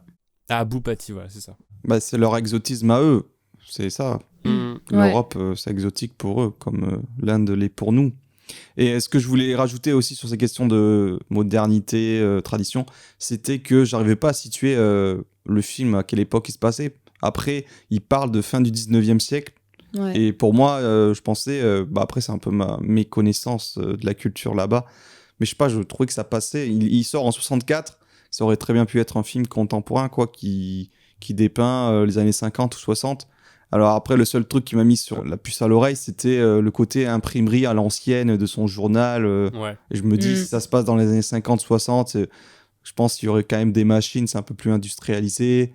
Puis même, il y a ce côté, ils écrivent avec une plume doigt, là, dans de l'encre de Chine, alors qu'il pourrait y avoir des stylos, enfin, je sais pas. Mais voilà, c'est ça que je trouvais que le film, même s'il se passe, comme tu as dit, en 1880, bah, je sais pas, enfin, ça pourrait très bien être un truc plus moderne, quoi. Ouais, il est pas inscrit dans son temps non plus, quoi. Ouais. Mais je pense que aussi, ça vient peut-être aussi, ouais, effectivement, notre méconnaissance du truc, parce que quand tu regardes La Complainte du Sentier, tu me dis que ça se passe en 1400, je te dis ok, let's go, tu vois. Genre, non mais en vrai, ils vivent dans un truc. Il y a des trains. Oui, bon, il y a les trains, mais tu vois, ils vivent vraiment dans un truc, c'est limite une ruine, on dirait qu'ils habitent au Moyen Âge, tu vois. Bah oui, ouais. Mais il y a aussi notre méconnaissance de tout ça, quoi. Voilà. Mais on peut passer à la troisième partie, qui est du coup un peu moins complète pour ma part, parce que en fait il y avait plein d'autres trucs, mais on aurait fait plein d'axes, donc ça aurait pas marché. Mais donc là ce serait la frontière du monde intérieur-extérieur entre du coup cette maison où on passe quasiment tout notre temps dedans, et les peu de moments de respiration où on est à l'air extérieur, quoi. Et ça commence pour moi directement quand les scènes du début où on voit Charulata qui regarde à travers sa fenêtre quand même bien fermée avec des jumelles ce qui se passe dehors, quoi. Et voilà, et pour moi l'élément déclencheur vient du monde extérieur, enfin carrément il y a une tempête et tout ça, et comme t'avais dit Boris aussi, il repart avec une tempête, donc il y a toujours un peu cet écho, cette frontière, en vrai ce serait le terme, entre ces deux mondes là qui se chevauchent, qui se rencontrent. Et aussi il y a aussi ce côté social, dans le sens où eux ils sont une classe, ils sont bien, quoi, ils ont de la thune, et on sait très bien qu'en Inde et tout il y a énormément d'inégalités, et donc pour moi ça se sépare aussi de par leur palais et le monde extérieur, même les peu de gens qu'on voit du monde extérieur, tu vois, il y a une énorme différence entre les deux. Et puis même en termes de les luttes, il y avait une lutte un peu aussi, une lutte entre comment dire, pas les jeunes et les vieux, mais tu vois, il y a une sorte de confrontation entre le mari et le cousin. En mode génération. Ouais, voilà, c'est ça, génération, je cherchais. Et en fait, il y a une scène que je trouve cool, où ils discutent tous les deux, c'est vers le début du film. Et après, ils font un bras de fer. Oui. Voilà, c'est ça. Ouais. Et du coup, c'est ça qui est très cool, c'est qu'ils étaient dans la lutte intellectuelle, de la poésie, la politique, quel est le plus intéressant, nanana. Et après, ils font un gros bras de fer, tu vois, c'est genre la lutte intellectuelle qui passe à de la lutte physique. Mais il y a plein de trucs comme ça. Par exemple, bon, ça n'a rien à voir, mais je le vois là que j'ai marqué. Quand Amal reçoit sa lettre où il dit qu'il va être publié, et que Charou, elle est triste à moitié, mais ça, j'ai pas trop compris pourquoi elle était triste. Mais... moi aussi, je voulais vous demander quelle était votre interprétation de cette scène ou cette réaction. Pour moi, elle est jalouse, et aussi, elle s'imagine un moment où il va plus être là, parce que du coup, il va pouvoir faire sa vie. Ouais. Je pense que c'est ça aussi, ouais. Du coup, sa romance imaginée, tout ça, ciao. Et surtout qu'elle peut écrire tout ça. Enfin, elle est juste, pour moi, dégoûtée, en prise d'émotion, je sais pas. Oui, mais si, c'est une sorte de jalousie de sa facilité à écrire. Ouais, mais je trouve que ça marche pas, parce que, justement, on dirait, elle subit sa situation et qu'elle se fixe des limites, des Ouais, frontières elle-même. qu'elle n'a pas. Et Ouais, justement, c'est ça. parce que son mari est vachement ouvert, c'est pas comme si le mari lui empêchait de lire Oui. ou d'écrire ou tout ça. Au contraire, il la pousse et c'est, on dirait, elle-même qui se met Ouais, des c'est ça. barrières en mode oh putain, Ouais, il a carrément. réussi à se faire publier, alors que elle écrit un truc, elle se fait publier et ça marche Et aussi. d'ailleurs, ouais, même cette scène où donc il apprend qu'elle s'est fait publier. Alors moi, pareil, j'ai pas tout compris parce qu'il y a une espèce de meeting politique, on dirait. Ah oui, Et, mais c'est parce que ceux qu'ils aiment bien ont gagné. Oui, ok. Mais genre, il apporte un journal, on dirait un journal rival, ou voilà, en disant ah regarde ta femme, elle se fait publier, machin, t'étais au courant. Lui, il est en mode ah non. Et j'ai cru qu'ils étaient un peu énervés, enfin qu'ils allaient lui dire mais c'est quoi Ouais, mais ça non. Et en fait, finalement, ils sont contents. Ouais, Et tous. du coup, bon, j'avais pas tout saisi les nuances à ce niveau-là. Mais c'est le truc qu'il apporte là, c'est un journal qu'on voit depuis le début du film. C'est Scully, la Charou. Et en fait, c'est une sorte de revue de nouvelles, je pense, tu vois. C'est un Ouais. peu genre les gens, ils Un envoient truc, c'est revue un littéraire, c'est un journal ouais. spécial. Ouais, voilà, c'est ça. Ok. Et d'ailleurs, cette scène, je la trouve archi forte aussi parce que c'est symptomatique de l'époque et du côté mari, femme, tout ça. C'est que les gars, ils félicitent Le mari. T'as ouais. l'impression qu'ils félicitent le mari pour la réussite de la femme. Ouais. Et ça, je trouve ça super fort, quoi. Enfin, super fort dans le mauvais sens, tu vois, Oui, mais oui, oui, carrément. c'est vraiment bien fait. Ils sont en mode bravo, ta Mais- femme elle a fait un truc et tout. Ouais, c'est ça. Il le lève et tout carrément. Genre, Ouais. Ouais, mais c'est étonnant. Oui, Mm. Parce que ouais. d'autant plus quand on sait que ça se passe au 19e siècle. Ouais, et Et de surtout. se dire que, je sais pas, on sait très bien que l'histoire invisibilise le travail des femmes depuis toujours. Dire que, je sais pas, en tant que femme, elle puisse se faire publier. À son nom de femme, en fait. ouais. Souvent, les Je sais femmes pas. publiaient quand même, machin, mais ça devait être passé par soit des auteurs déjà connus, hommes, et après prennent la gloire, soit anonymes, ou soit vraiment se créer une identité masculine pour Bah, c'est pour les ça que tableaux, tout ça, c'était exactement pareil aussi. Le côté qu'elle soit énervée ou upset, en tout cas attristée par le fait que Amal et lui se fassent publier si facilement, ça aurait été intéressant si elle, derrière, on se rendait compte que ce lui était impossible alors qu'elle était plus douée que lui, plus talentueuse. Ouais, Mais finalement, il n'y a Ouais. pas ça. C'est pour ça Exactement. que c'est bizarre. je savais pas trop quoi en penser, quoi. Ouais, bah, je comprends Ouais. tout à fait. Bah, pour moi, c'est juste elle qui se met un peu des barrières alors que c'est ça, elle a ouais. l'opportunité, son mari la soutient, même ses potes de son mari, ils sont contents qu'elle ait fait un... Enfin, tu vois. Enfin, ils sont plus contents pour le mari, quoi. Mais bon, voilà. Et on dirait que c'est elle-même qui se lui pose des limites alors qu'en fait, si, tu peux y arriver. En gros, après, il y a aussi ça, sortir de justement cette femme traditionnelle. Et elle est en cours d'évolution vers la femme moderne, on va dire. Mais en plus, si c'est ça, parce que si tu remets dans l'ordre, donc c'est que là, elle est triste parce que le cousin s'est fait publier et qu'elle toujours pas. Et en fait, c'est ce que j'avais marqué, c'est la réussite du cousin qui la pousse à écrire, en fait. Ouais. Et c'est le fait que lui se fasse publier qui la pousse à elle aussi à commencer à écrire et à elle-même se faire publier après, quoi. Ouais, comme une sorte de rivalité peut-être, qui sera le meilleur ou je sais pas quoi. Ouais, je sais pas, mais c'est cool. Effectivement, concernant l'espace, j'ai l'impression que le film est presque un huis clos dans un palace très grand, mais qu'on va jamais quitter ce cocon intérieur, ce monde qui se sont créés autour d'eux. Je crois, du coup, vraiment, la première scène en extérieur, c'est la scène dans le jardin avec la balançoire, quoi. Ouais. Même si on reste dans l'enceinte d'où ils Ouais, mais habitent. c'est ça, mais encore, Oui, c'est ça pas se vraiment voit. Et extérieur. il y a des murs et tout, même. Mais bon, après, voilà, comme on a l'impression, oui, c'est une espèce de période heureuse qu'elle traverse, et du coup, il y a un peu ce truc elle a enfin réussi à franchir le palier de, comme on a dit, cette espèce de prison dorée dans laquelle elle s'est enfermée, et dans laquelle Manda, sa belle-sœur, elle est toujours retenue prisonnière. Mm. On atteste ce plan plus qu'explicite, comme vous avez évoqué, avec les barreaux de Ouais. la fenêtre, quoi. D'ailleurs, il y a un truc avec Manda. Tu vois, il y a toujours ce truc avec Charou qui regarde toujours dans ses petites jumelles. Et en fait, Manda, quand elle regarde dans un truc, c'est dans un truc qui fait des kaléidoscopes. Et je me suis dit, genre, Ah oui, ouais. comme Charou, c'est une riche qui a tout ce qu'elle veut, mais qui, du coup, ne voit pas la vraie vie, en fait. Elle regarde la vraie vie avec ses jumelles. Mais l'autre, comme elle est trop habituée à la vraie vie, elle regarde un truc qui modifie la réalité et qui l'embellit, tu vois. Enfin, ou qui la donne plus... Je sais pas comment dire, mais... Qui la rend vous voyez ce que je droguée, veux dire, quoi. Ouais. Ouais, enfin, non, mais ça met un peu de fantaisie dans sa vie pas ouf, tu vois. D'ailleurs, par rapport à la Super balançoire, quand elle regarde avec ses jumelles, elle regarde par une fenêtre et on voit une femme avec son enfant. Oui. Ouais. Et après, elle a fait une tête. Et après, elle regarde Amal, son visage, tout ça. Et là, on dirait elle est transie d'amour pour lui. Enfin, rapidement. Mais ça, j'ai pas trop compris, j'avoue. Est-ce qu'elle a un désir de devenir une femme avec un enfant? Je sais pas. Ouais, j'ai pas... En fait, c'est un personnage qui reste un peu mystérieux quand même. Elle est assez insondable. Ouais, de fou. Et c'est ça qui en fait un espèce de charme quand même. Ouais. Ouais, avec tous les gros plans sur elle. Un beau charme. Et même aussi, on peut se dire, à cette époque-là, l'âge qu'ils ont, qu'il n'y ait pas d'enfants, c'est bizarre, tu vois. Oui, c'est ça. Moi, ça m'a semblé bizarre, ouais. Il y a ce côté cultivé, tu vois, aussi, qui fait que... C'est femme moderne. T'as l'impression que c'est vraiment le couple moderne, genre cultivé, sans enfants, tu vois. Il n'y a pas de contact physique entre les deux. Après, c'est peut-être aussi leur religion, leur culture qui veut ça. Après, c'est l'époque aussi, je pense. L'époque aussi, ouais. Il y a un peu de tout ça, je pense. Même si je sais pas comment la censure marchait à l'époque, mais... Après, c'est les familles pauvres qui font plein d'enfants, parce qu'ils ont besoin de main-d'œuvre pour travailler. Les riches, ils ont pas besoin. Les riches, si, t'as besoin d'un héritier. Donc si, totalement. Ouais, mais on n'est pas un héritier, on n'est pas sur une dynastie royale non plus. Oui, non plus, mais ils ont quand même un espèce de palace. On dirait que la richesse, c'est genre, ils ont baigné dedans, quoi. Ça se voit qu'ils n'ont pas grandi en se faisant riches, quoi. Donc pour moi, si. Et le fait qu'il n'y ait pas d'enfants ou que ça soit même pas évoqué. Pas ensemble. Ils se croisent à peine dans les couloirs au début, on voit très bien. Ouais.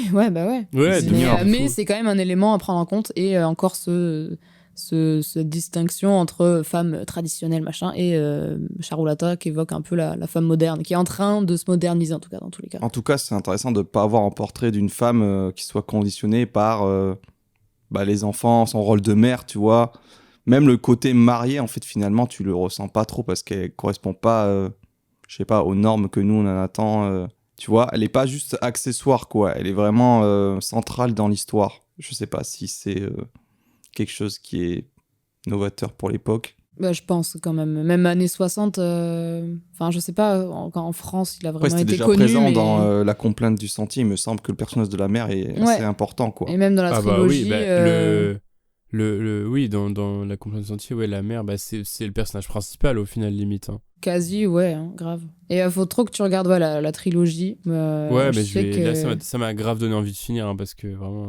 Ouais. Après, sur des remarques générales, c'est vrai que niveau mise en scène, il y a pas mal de mouvements de caméra assez dynamiques pour y a des gros capturer l'immensité de l'espace qu'elle traverse, avec une caméra mobile qui va la suivre. Alors, c'est pas des travelling, mais la caméra, elle bouge en avant, en arrière. Et oui, des fois, il y a pas mal de... les zoom-out, quoi, un dézoom assez brutal qui vient accentuer, je sais pas, les expressions ou ce qui passe par la tête des personnages. Ouais. Ça aide à suivre le rythme du film. Moi, j'ai trouvé que le cadrage était ultra précis, c'est toujours ultra réfléchi, c'est très fin comme film, je trouve. Même la lumière est ultra belle. Il y a des jeux avec les rideaux, avec les barreaux d'hélice qui créent des doubles cadres dans l'image pour séparer les personnages et tout. Enfin, c'est vraiment... Tout est super bien foutu. En fait, il filme pas mal les objets et les décors aussi. Il y a beaucoup de trucs sur genre les tapis, les nanas. Il y a un truc que je trouve sublime, c'est on aurait pu en parler dans l'autre de la littérature, mais c'est la calligraphie de cette langue. Alors, je sais pas comment s'appelle l'écriture, si c'est du bengali ou si c'est un nom spécial, cet alphabet, mais c'est magnifique quand ils écrivent et tout, là, c'est trop beau, je trouve. C'est en fait le bengali, Bengale, ça fait penser au Bangladesh. Bangladesh, je crois que ça veut dire pays du Bengale. Parce qu'en gros, à la base, alors j'ai su ça grâce à la série Miss Marvel. Ah bon? Ok. Qui parle, en fait, en gros, à la base, c'était les Indes, quoi. C'était le royaume des Indes, Empire britannique. Et après l'indépendance, ça s'est séparé en trois. Enfin, il y a eu l'Inde, le principal, et après, il y a eu le Pakistan et le Bangladesh. Mais en fait, de base, c'est un peu le même peuple. Je pense au Bangladesh, ils parleraient la même langue, enfin, ils parleraient bengali, quoi. Pour ça aussi que c'est des gens qui se ressemblent aussi physiquement, un peu dans la culture et tout. Mais j'ai pas envie de dire de conneries, mais il me semble que c'est ça, quoi. Et est-ce qu'on pourrait parler de cette fin? Ouais, c'est la fin. Moi, je me suis dit, assez surprenant. Transformé en lâche jeté d'un coup, tu vois. Mais grave. Genre, Chris Marker qui est arrivé pour finir le film, t'as pas compris, tu sais. Au début, tu crois que ça bug sur oui, mais moi, j'étais en mode, non, le fichier, putain, il reste 5 minutes. Ouais, c'est ça. Donc, en fait, ça se termine, pour décrire visuellement, comme on a dit, il y a eu, en gros, un mal qui est parti. Ça a mis Charulata dans tous ses états. Son mari l'a surpris en train d'être prise de chagrin. Donc lui-même, il va chialer comme une merde dans son carrosse en se disant « Oh merde, qu'est-ce qu'il y a entre les deux et tout ?» Il est trop mignon. En fait, il va se laisser Submergé par l'émotion. Puis après, ils se retrouvent les deux et comme une espèce de réconciliation ou de... Elle lui tend la main. On va former un couple quand même, malgré les circonstances. Enfin, je sais pas. Ils se tendent la main et avant que le contact se fasse entre leurs deux mains, l'image s'arrête comme si, je sais pas, il y avait un souci. Et après, il y a une suite de 2 ou 3 images fixes avec la musique qui continue. Oui, on voit le serviteur un peu au loin. Oui, surtout, c'est ça, c'est qu'il y a cette histoire de la lampe qui arrive. Je me demande si ça signifie pas quelque chose, ça. Si, de fou, parce qu'elle dit, serviteur qui est allume loin, les lumières ou je sais pas quoi. Ouais, où je me dis, est-ce que c'est pas lui qui rapporte la flamme, tu sais, de leur couple ou un truc comme ça. Et surtout, même le plan, genre, en gros, lui, il vient d'un espace pas trop éclairé et elle, grâce à Braja et tout, il l'éclaire et genre, elle lui tend la main en mode, viens, on va briller, je sais pas. Mais effectivement, ça termine en tant que couple moderne, tu vois. Ça termine comme un roman photo.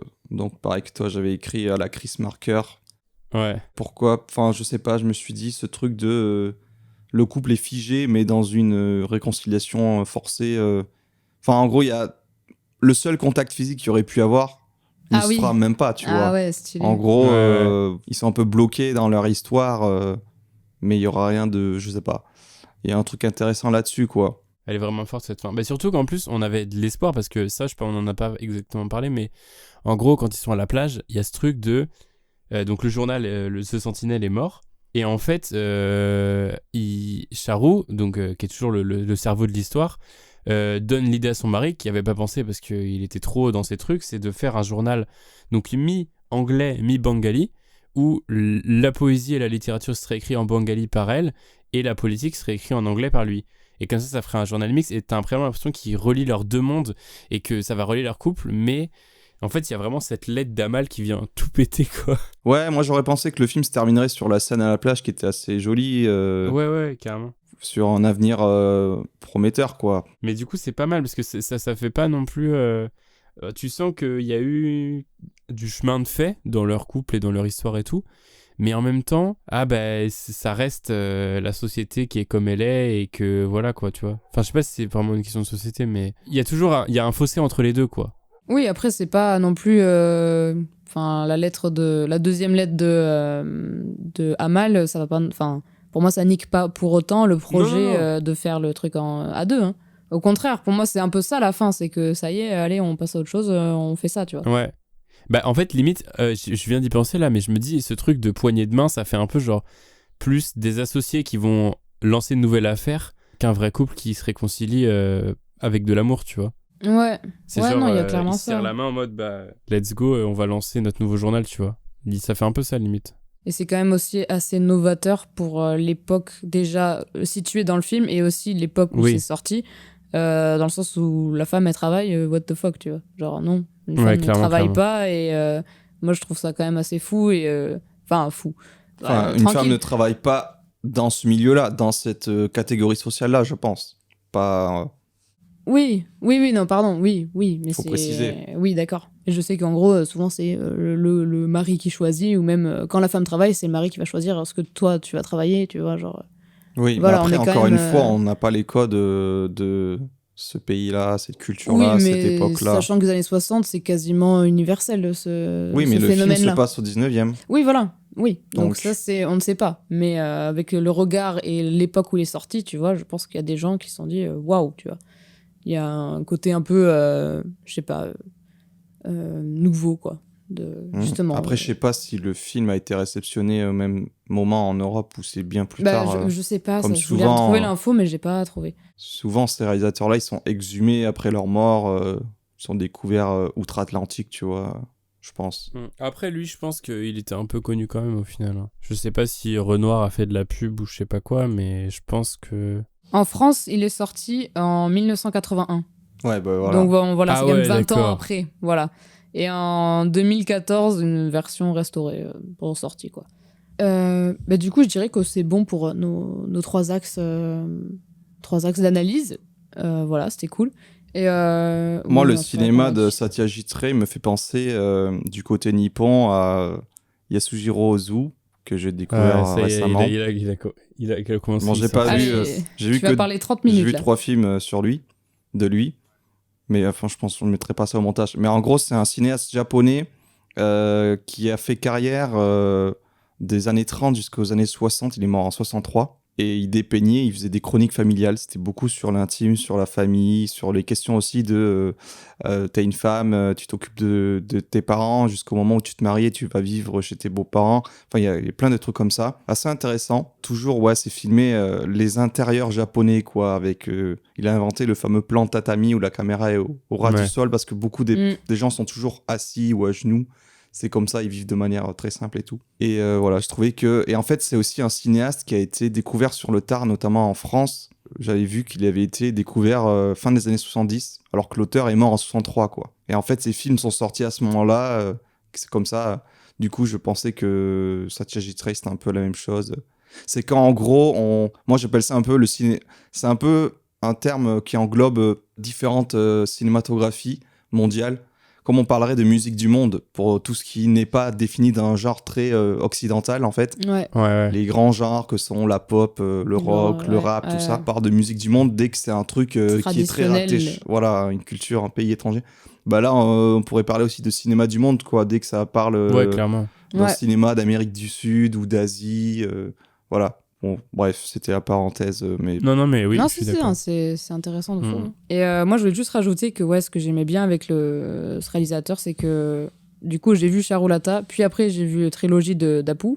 Bah, j'ai juste aimé le fait que, déjà, à chaque fois, ça parle de l'Inde et tout, je trouve ça intéressant. La musique aussi, incroyable. Ouais. Mais aussi, c'est cool de voir... il s'intéresse à un peu de tout.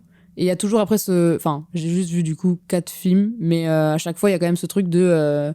la littérature, l'art, et ça revient... J'ai pas vu les autres films, mais je pense que ça revient très souvent vu son passé.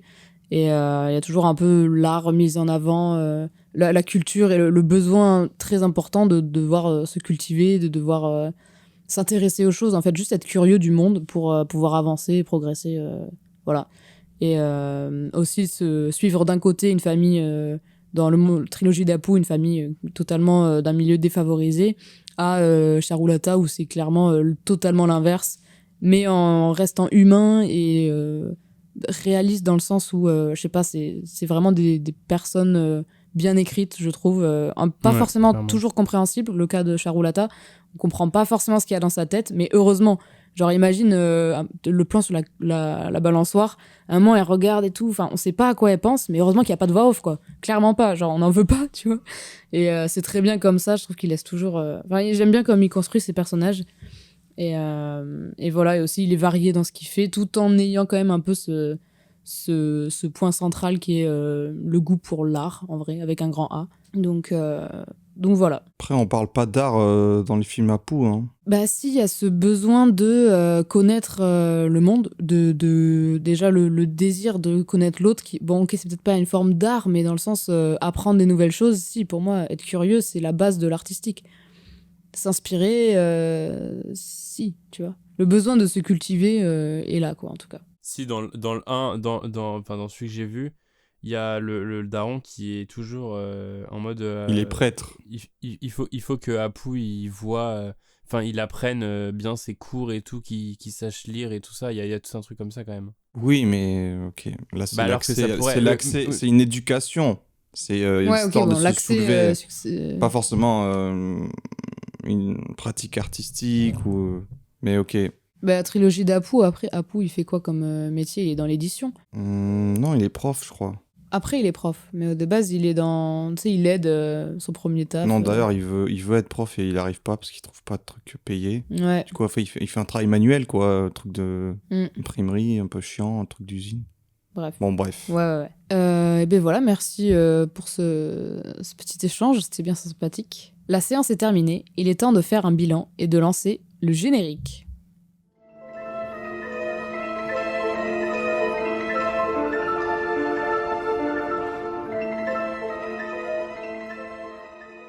And the winner is... On peut maintenant parler de l'avis un peu général sur le film et si vous avez une note sur 10 à remettre ou des prix et récompenses aussi à donner vis-à-vis de ce film. Alors, moi, j'ai trouvé ça très bien. Non, en vrai, j'ai beaucoup aimé.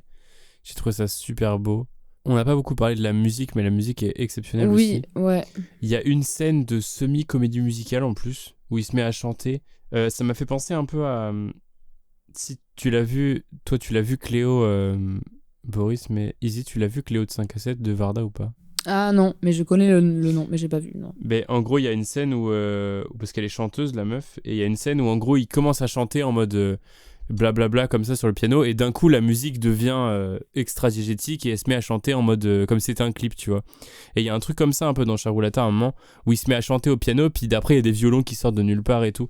Et ça, j'aime bien. Puis la musique, elle ouais, je sais pas, elle correspond vraiment à l'ambiance du film et tout. Et elle est vraiment très stylée. Et puis t'as le thème qui revient régulièrement aussi. Carrément.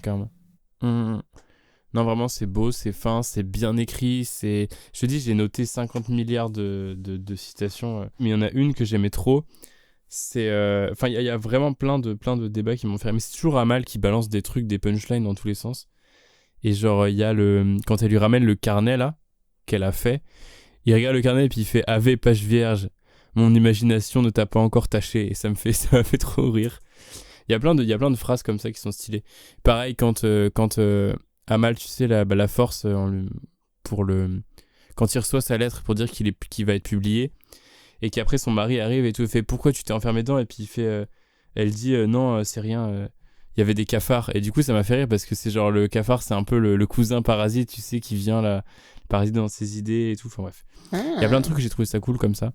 Bon, là, je l'ai très mal expliqué, mais voilà. Non, mais c'est vraiment super bien écrit, l'émotion est beau, et puis je trouve que c'est super en avance pour son temps, et ça montre quelque chose qu'on voit pas souvent. Donc du coup, c'est un bouquin à la base, donc je sais pas si le bouquin est totalement comme ça ou pas. Parce que moi, je sais que par exemple, on a vu en cours là récemment Rebecca de Hitchcock. Je sais pas si vous l'avez vu. Non. Mais en gros, Hitchcock, il y a toujours un truc où c'est un peu macho quand même, tu vois, parce que les personnages féminins chez Hitchcock sont pas toujours très mis en valeur, quoi. C'est toujours appui sur un homme, elles sont toujours un peu faibles et tout, machin. Et les hommes sont toujours super autoritaires et tout. Et en fait, c'est marrant parce que Rebecca, la nouvelle, est écrite par une femme. Et du coup, tout le côté féminin de la nouvelle, il l'a squeezé dans le film. Ah, yes. Et du coup, je sais pas comment ça se passe au niveau de cette adaptation-là. Mais en tout cas, l'histoire de base est vraiment super cool. Puis après, moi, j'aime bien voilà, la forme visuelle aussi. Il y a pas mal de trucs visuellement. Donc la scène de la balançoire qui est cool. Toute la scène de l'imagination avec les surimpressions de trucs un peu psychés. Là, j'ai vraiment trouvé ça trop beau. Enfin, il y a vraiment plein de scènes qui m'ont marqué. Et voilà. Une note ? Un très solide 8. Ok. Qui peut aller vers du 9 ouais. Si je le revois et que... franchement, c'est vraiment... Pour moi, c'est... En vrai, ça peut rentrer dans une liste de classiques, tu vois, à voir absolument. Ouais, ok. Y a pas de souci, tu vois. Après, je sais que ça plaira pas à tout le monde parce que c'est un peu daté, mais moi, je trouve pas ça daté de fou, mais...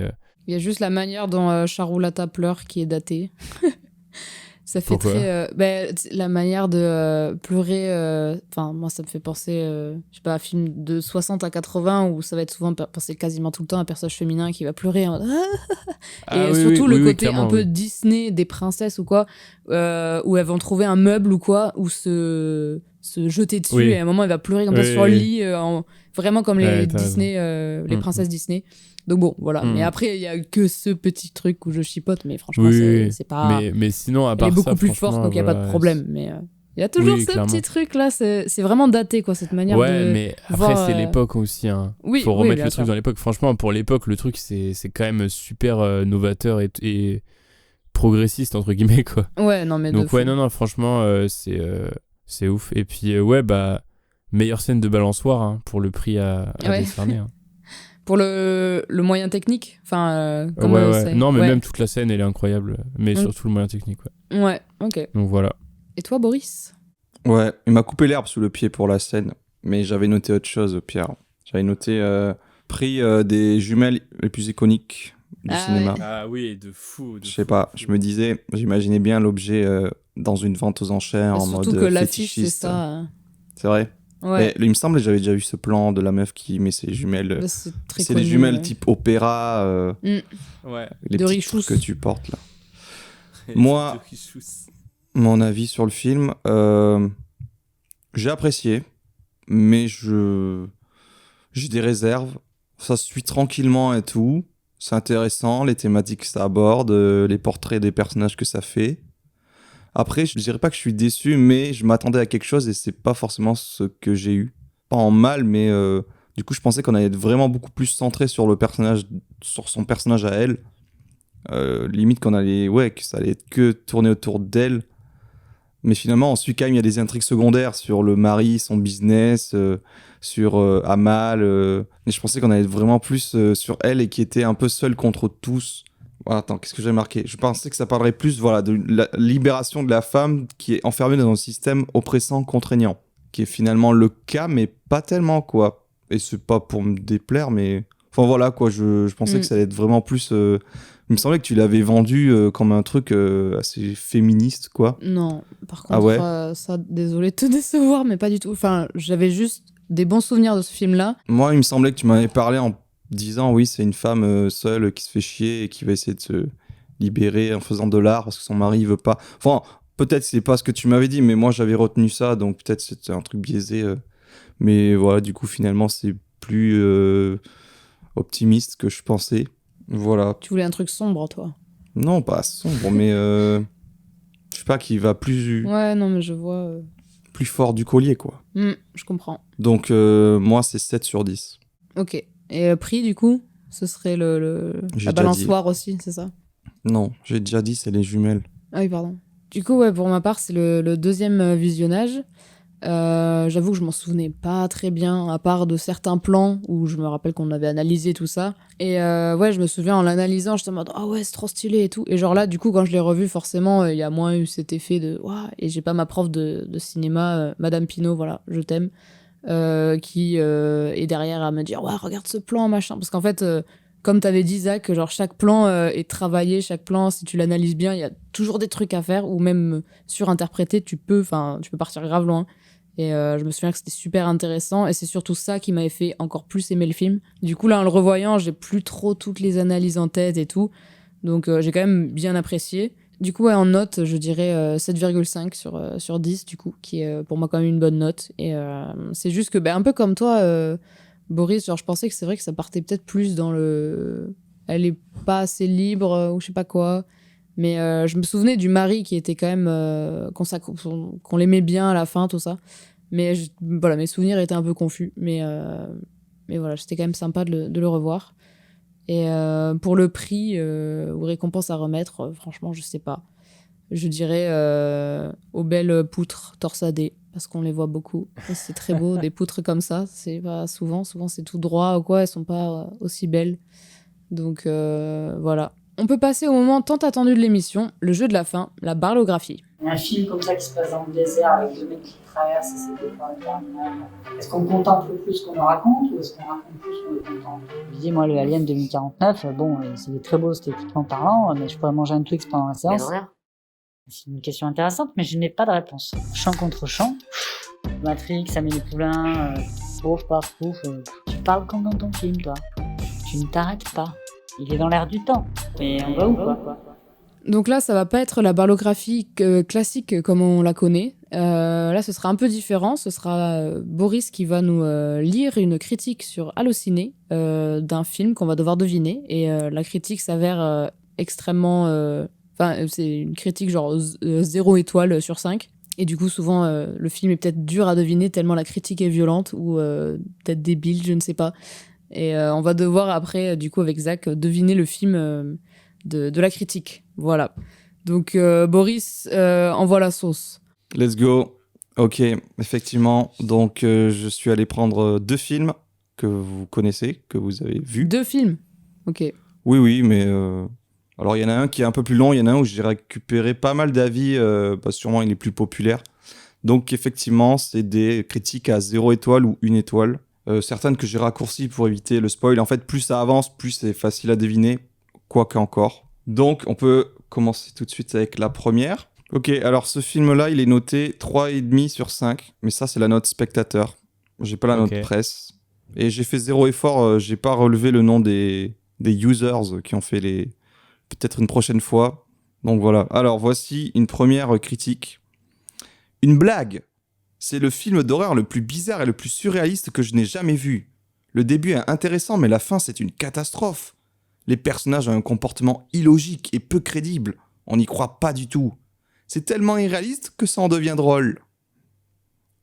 Voilà pour la première critique. très large. Ouais, j'ai une idée, mais je suis pas sûr. Vas-y, balance ton idée. Non, mais je Mais pense si, à un balance. truc d'Ari En vrai, vas-y, Aster. balance. Je sais pas, au début, là, je pensais à Boys Afraid, mais c'est pas du tout un film d'horreur, donc ça marche pas. Mais. Non, mais dis ton idée. Ok, Ouais, Boys vas-y. J'ai Afraid. dit, je pensais à Ok. Boys Afraid. Ok, je vois. Mais, non, en même c'est temps, pas ça. mais en même temps, là, je me dis, je pensais à un autre, je pensais à Hérédité, mais du coup, c'est pas ça non plus, je pense pas. C'est Hérédité. Ah ouais. C'est ça. Ah Mais c'est ce que je me suis dit. En fait, parce que Hérédité, Mais souvent, il est les trop gens. fort, ce bâtard. Non, mais souvent, la critique des gens de Hérédité, Putain. c'est. Casse les couilles. C'est genre le début est bien, mais la fin, ça part en couille. Il casse tout le jeu là. J'aurais pas dû dire. Tu m'as dit, j'aurais pu ne pas spoiler. Hein. Ok, je continue, tant pis. Je lis un peu les autres, pas entièrement, mais. Vas-y. Il y en avait une deuxième, c'était encore un film sur la possession d'un être maléfique et encore un film raté. On s'ennuie pendant 2 heures, quel daube. Oula. Moi je trouvais que C'est c'était. rageux. Attends, il y a d'autres. Putain, mais Film j'ai nul. envie d'aller en chercher Il d'autres. n'y a pas d'autre mot. Si j'avais pu mettre moins qu'une demi-étoile, je l'aurais fait. Oui, parce qu'en fait, on peut pas mettre 0, c'est une demi-étoile, Ah. mais ça vaut 0, quoi. Ok. Si vous avez vu la bande-annonce, arrêtez-vous. Là, tout y est. Dans le film, rien de plus. Calme, plat, chiant, sans intérêt. Même les charlots sont moins soporifiques. Si vous aimez le néant, ou si vous aimez aller au ciné pour dormir, allez-y, vous serez pas déçus. Rien ne se passe, donc sommeil tranquille. Putain. Ah, je me trompe. 5 minutes d'action. Les mêmes que dans la bande-annonce. Oh là Voilà. là. Désolé de dire cela, mais ce film est nul et je ne comprends pas les 5 étoiles données par certains. Et surtout, le réalisateur peut nous expliquer les gens nus. À part un désir masochiste, je ne vois pas.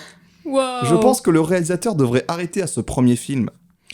Encore une fois, des excellentes critiques pour ce film que je ne comprends pas du tout. Mauvaise histoire, mauvaise fin, pas effrayant, ennuyeux, à la limite stupide. Honnêtement, je pensais que l'intrigue allait être autour de la fille, et le fait que ce soit un film d'horreur est déroutant. 5 points d'interrogation. J'avais l'impression que 4 étudiants ont écrit 4 histoires distinctes et décidé de les filmer toutes dans un seul film. Rien n'est expliqué et ça m'a fait rire la plupart du temps. Juste une famille dont on se fout et puis un culte bizarre de sorcellerie sanglante qui n'est pas expliqué du tout. Je l'ai regardé et j'ai eu l'impression de regarder un autre film au hasard à chaque fois que la scène allait changer. S'il vous plaît, ne Vas-y, perdez pas mais- votre temps. Et les avis sur Allociné, c'est quand même cata. Hein. Et donc la dernière critique, celle-là est révélée parce qu'il y avait une partie spoiler à la fin, donc je comptais la faire à la fin, ce qui m'a fait assez rire. Déçu et en colère d'avoir payé pour voir cette bouse. C'est long, il ne se passe rien. 1 heure de discussion stérile et pleurnicherie pour enchaîner sur du grand n'importe quoi. Ça en est risible tellement le dénouement est absurde. Histoire sans queue ni tête, de plus, une actrice principale insupportable qui joue très mal. Comment Gabriel Byrne, donc ça c'est le père, a-t-il pu participer à cette imposture? Un bon fou rire quand même sur le dernier quart d'heure. On se serait cru dans Scary Movie. Spoiler, Spoiler, la mère qui fait Woody Woodpecker sur la trappe du grenier pour ensuite s'auto-décapiter Wow. devant tous les membres de la famille à poil qui vont mettre une couronne de galette des rois sur la tête du fils qui est possédé par sa sœur, morte décapitée après avoir mangé un space cake. Waouh. Ah, il a trop bien résumé le film. J'avoue, j'aime bien le... Attends, mais du C'est coup, ça m'a marrant. donné trop envie. J'ai été en chercher, j'en ferai d'autres après. J'en ai trouvé d'autres après. Voilà. Allez, je vous fais la deuxième. J'ai moins de critiques, j'en ai 2, 3. Fais ton deuxième. Alors, celle-là, c'est noté 4,1 sur 5 par les spectateurs. Donc, assez Ouais. bien apprécié. Ouais. Mais moi, j'ai pris ceux à... Il n'y en avait pas 3 à 0 étoile, il y en avait 2 et une à 1 étoile. Waouh!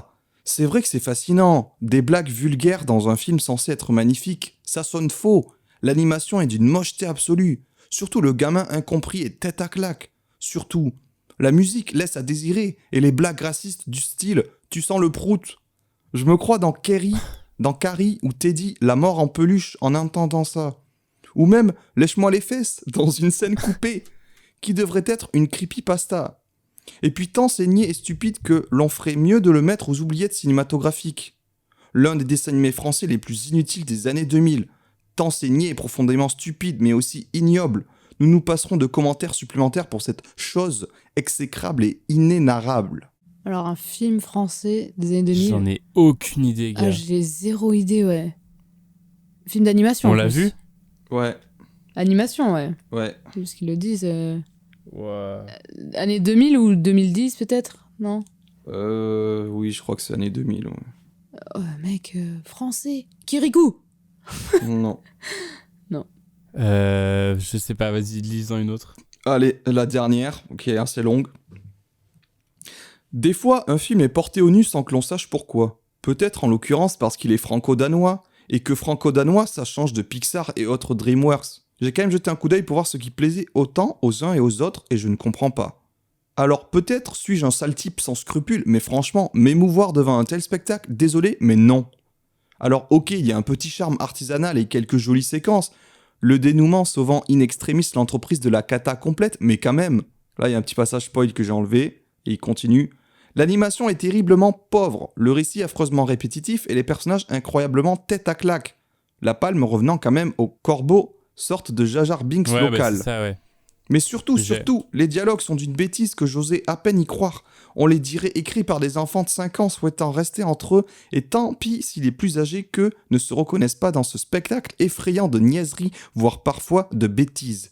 Et si certains y ont vu une quête passionnante sur l'identité, je n'y ai vu qu'un conte bas du front sans la moindre ferveur ni réelle originalité, un bide étrangement transformé en triomphe. Tant mieux pour lui. Moi, j'ai pas du tout Le Roi et l'Oiseau. Mais si, mais tu pues du cul, hein. Alors, je lis la partie spoil. Non, mais attends, mais moi je l'ai, hein. Bah oui, je pense, mais garde-le. Franchement, un enfant enlevé à ses parents par un animal auquel il finit par s'identifier, pour ne finalement plus se sentir chez lui dans le monde des hommes lorsqu'il y reviendra, ça vous rappelle quelque chose ? Désolé, tellement c'est... Un certain Tarzan peut-être, hein ? Bah voilà, l'enfant qui voulait être un ours, c'est un Tarzan polaire, mais en préquel, nul. Tellement c'était pas du tout... Enfin, waouh. En fait, c'est dès que t'as dit franco-danois, j'ai fait c'est bon, je sais ce que Mais c'est. oui, moi j'ai pensé à ça, mais j'étais en mode, mais je comprends... Enfin, je vois pas... J'avoue, mais en c'est fait, dur. Enfin, j'avais pas du tout ça, parce que pour moi, ce dessin animé, tu ne peux pas le critiquer, tu vois. Du coup... Tu peux tout critiquer. J'étais loin, du coup, je cherchais un truc danois, j'étais en mode, attends, mais... Et je sais que l'enfant est un ours, c'était ça, mais j'étais en mode, non, ça peut pas être ça, je reconnais pas. Bon, j'étais dans le déni, alors que t'as dit le corbeau. Je sais que tu l'as vu récemment, Zach, sinon j'aurais pas fait. Ouais. Ok, bah c'était tout pour moi. Vas-y, moi j'en ai super. 2 si vous voulez. Alors, j'ai mon préféré. Une fois, j'ai eu la diarrhée dans les embouteillages et j'ai fait passer un meilleur moment que le visionnage de cette bouse.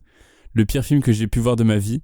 Si on se rajoute à ça que les réalisateurs se la pètent comme jamais, ce film aura au moins eu le mérite d'épargner à Jurassic World 2 d'être le pire film de l'année. Je crois que je suis nulle à ce jeu. J'arrive pas, c'est trop dur. Continue. Est-ce que Inoubliable, c'est sorti la même année que Jurassic World 2 ? C'est un peu la même époque ? Ouais. Ok. Ouais. Inoubliable tant c'était de la merde, comment dire, mon enfance est détruite, j'ai failli partir avant la fin, les screamers sont uniquement sonores, rien de fantastique, juste des clodos poursuivant des gamins en forêt. Des clodos en forêt ? Juste des... Max et les maxi monstres ? Non. Non. Vas-y, continue. Est-ce que j'en ai d'autres après ? Attends. Faut que j'en trouve qui spoilent pas. Des clodos Attends. qui poursuivent des gamins. Ce film est une catastrophe, c'est lunaire, rien ne va, la fin du film est d'une débilité sans nom. L'idée de base est intéressante, mais c'était complètement raté. Allez, pour un autre film, il dure 1h30, mais c'est déjà trop. Non. Ouais, après, en fait, ils spoilent tous. Ouais, là, c'est compliqué, là. Ah si, ça va le faire, attends. J'aurais préféré que cela soit bien, malheureusement ce n'est pas le cas. C'est un film très oubliable. Le film possède un scénario très basique et une réalisation peu intéressante avec un montage assez désagréable. L'acting est horrible, la musique n'est pas au niveau et les effets spéciaux font honte aux films d'horreur. Film d'amateur à petit budget destiné aux enfants. Il ne raconte rien, c'est une totale déception qui malheureusement dénature l'univers de... Je peux pas le dire, ça spoil. C'est le film d'horreur sur Winnie l'ourson, là ? Non. Bah non, je l'ai pas vu. Evil Dead. Cocaine Bear. Crazy Bear. Non. Je sais pas. C'est un film d'horreur d'1h30 avec des clodos qui poursuivent des gamins dans les bois. Hobo with a shotgun. Non, mais ça, c'est c'est pas du tout l'histoire, les clodos. Je sais pas pourquoi il a mis ça genre, c'est trop drôle. Je sais pas, j'imagine la manière dont la personne l'a perçu. On sait pas. Au pire, un indice, c'est français le truc ? Non, c'est américain, c'est quoi ? Oui, c'est français, oui. Ah, français. C'est Dupontel ? Non. Non. Très mauvais, plus digne d'un court-métrage d'école de cinéma, utiliser une telle franchise qui a marqué l'enfance des personnes des années 2000 mérite une suite vraiment bonne et ce n'est pas le cas. Le scénario en soi n'est pas mauvais, mais les jeux d'acteurs sont zéro. J'ai trouvé genre un truc incroyable et c'est tout bidon. L'idée pourtant du départ était bonne. Dommage. Un des pires films que j'ai vu. J'ai trouvé. Vas-y. Big Bug. C'est Arthur Malédiction. Ouais, c'est ça. Ah oui, d'où les clodos qui... Oui, mais là, il est nul le film donc. C'est vrai que ça... Bah oui, mais c'est drôle. Ah ouais, Vas-y, mais sinon, mais j'en ai c'est un trop autre. dur, j'arrive pas du tout. Moi. Et moi, je trouve ça génial. Hein. Ah non, c'est stylé, mais trop dur à deviner, je trouve. Alors, ce film n'a aucune logique narrative, du grand n'importe quoi qui nous empêche d'adhérer aux propos ou d'avoir quelque empathie pour les personnages. À la fin, une scène grotesque sort d'une série Z vient conclure cette histoire dont on se fout allègrement. Interstellar? Non. C'est une blague. Film traumatisant, non pas pour son scénario ou son propos, puisqu'ils sont soit inexistants, soit incompréhensibles. Le début de l'histoire caricaturale sur le bizutage est complètement ridicule et empêche de rentrer dans l'histoire et de comprendre les intentions de la protagoniste. C'est bourré d'incohérences et j'ai du mal à comprendre pourquoi on en a parlé de ce film à Gérard May. Grave? Non. Oui. Ah ouais? Ouais, Oui. bizutage, protagoniste. Ouais, je pense au bizutage et... Bravo. truc. Bah, tu vois, t'as réussi. Vraiment, C'est pas mal, c'est pas mal. Ouais. Je pense qu'on va arrêter là pour ce jeu, parce qu'il y en a beaucoup là. Ouais. Mais vas-y, le prochain, j'ai envie de participer. C'est trop bien comme jeu en vrai. Ouais, c'est marrant. J'en préparerai des mieux après. En fait, faut trouver le film où les gens sont des gros rageux. Et ben voilà, l'ultime séance touche à sa fin. Merci beaucoup de nous avoir écoutés. N'oubliez pas que vous pouvez nous retrouver sur toutes les plateformes de streaming, Spotify, Deezer, Apple Podcasts, Google Podcasts et tutti quanti, mais également sur YouTube. Zach, Boris, merci beaucoup d'avoir été là pour cette émission de qualité. Merci à toi. Merci. Et on vous dit à la prochaine. Salut. Salut. Salut. Tu peux ranger tes écouteurs, le podcast est terminé. Descends bien à ton arrêt, ferme bien la porte des WC. J'espère que tu as bien noté les films qui t'ont intéressé. J'espère qu'on a plu à l'audience, car c'était l'ultime séance. Merci beaucoup de nous avoir écoutés. L'ultime séance. Et bah c'était bien de la merde. Oh, moi j'ai trouvé ça fort intéressant. Il casse les couilles le texte, c'est ce genre de musique là. Peut-être que je reviendrai au prochain spectacle.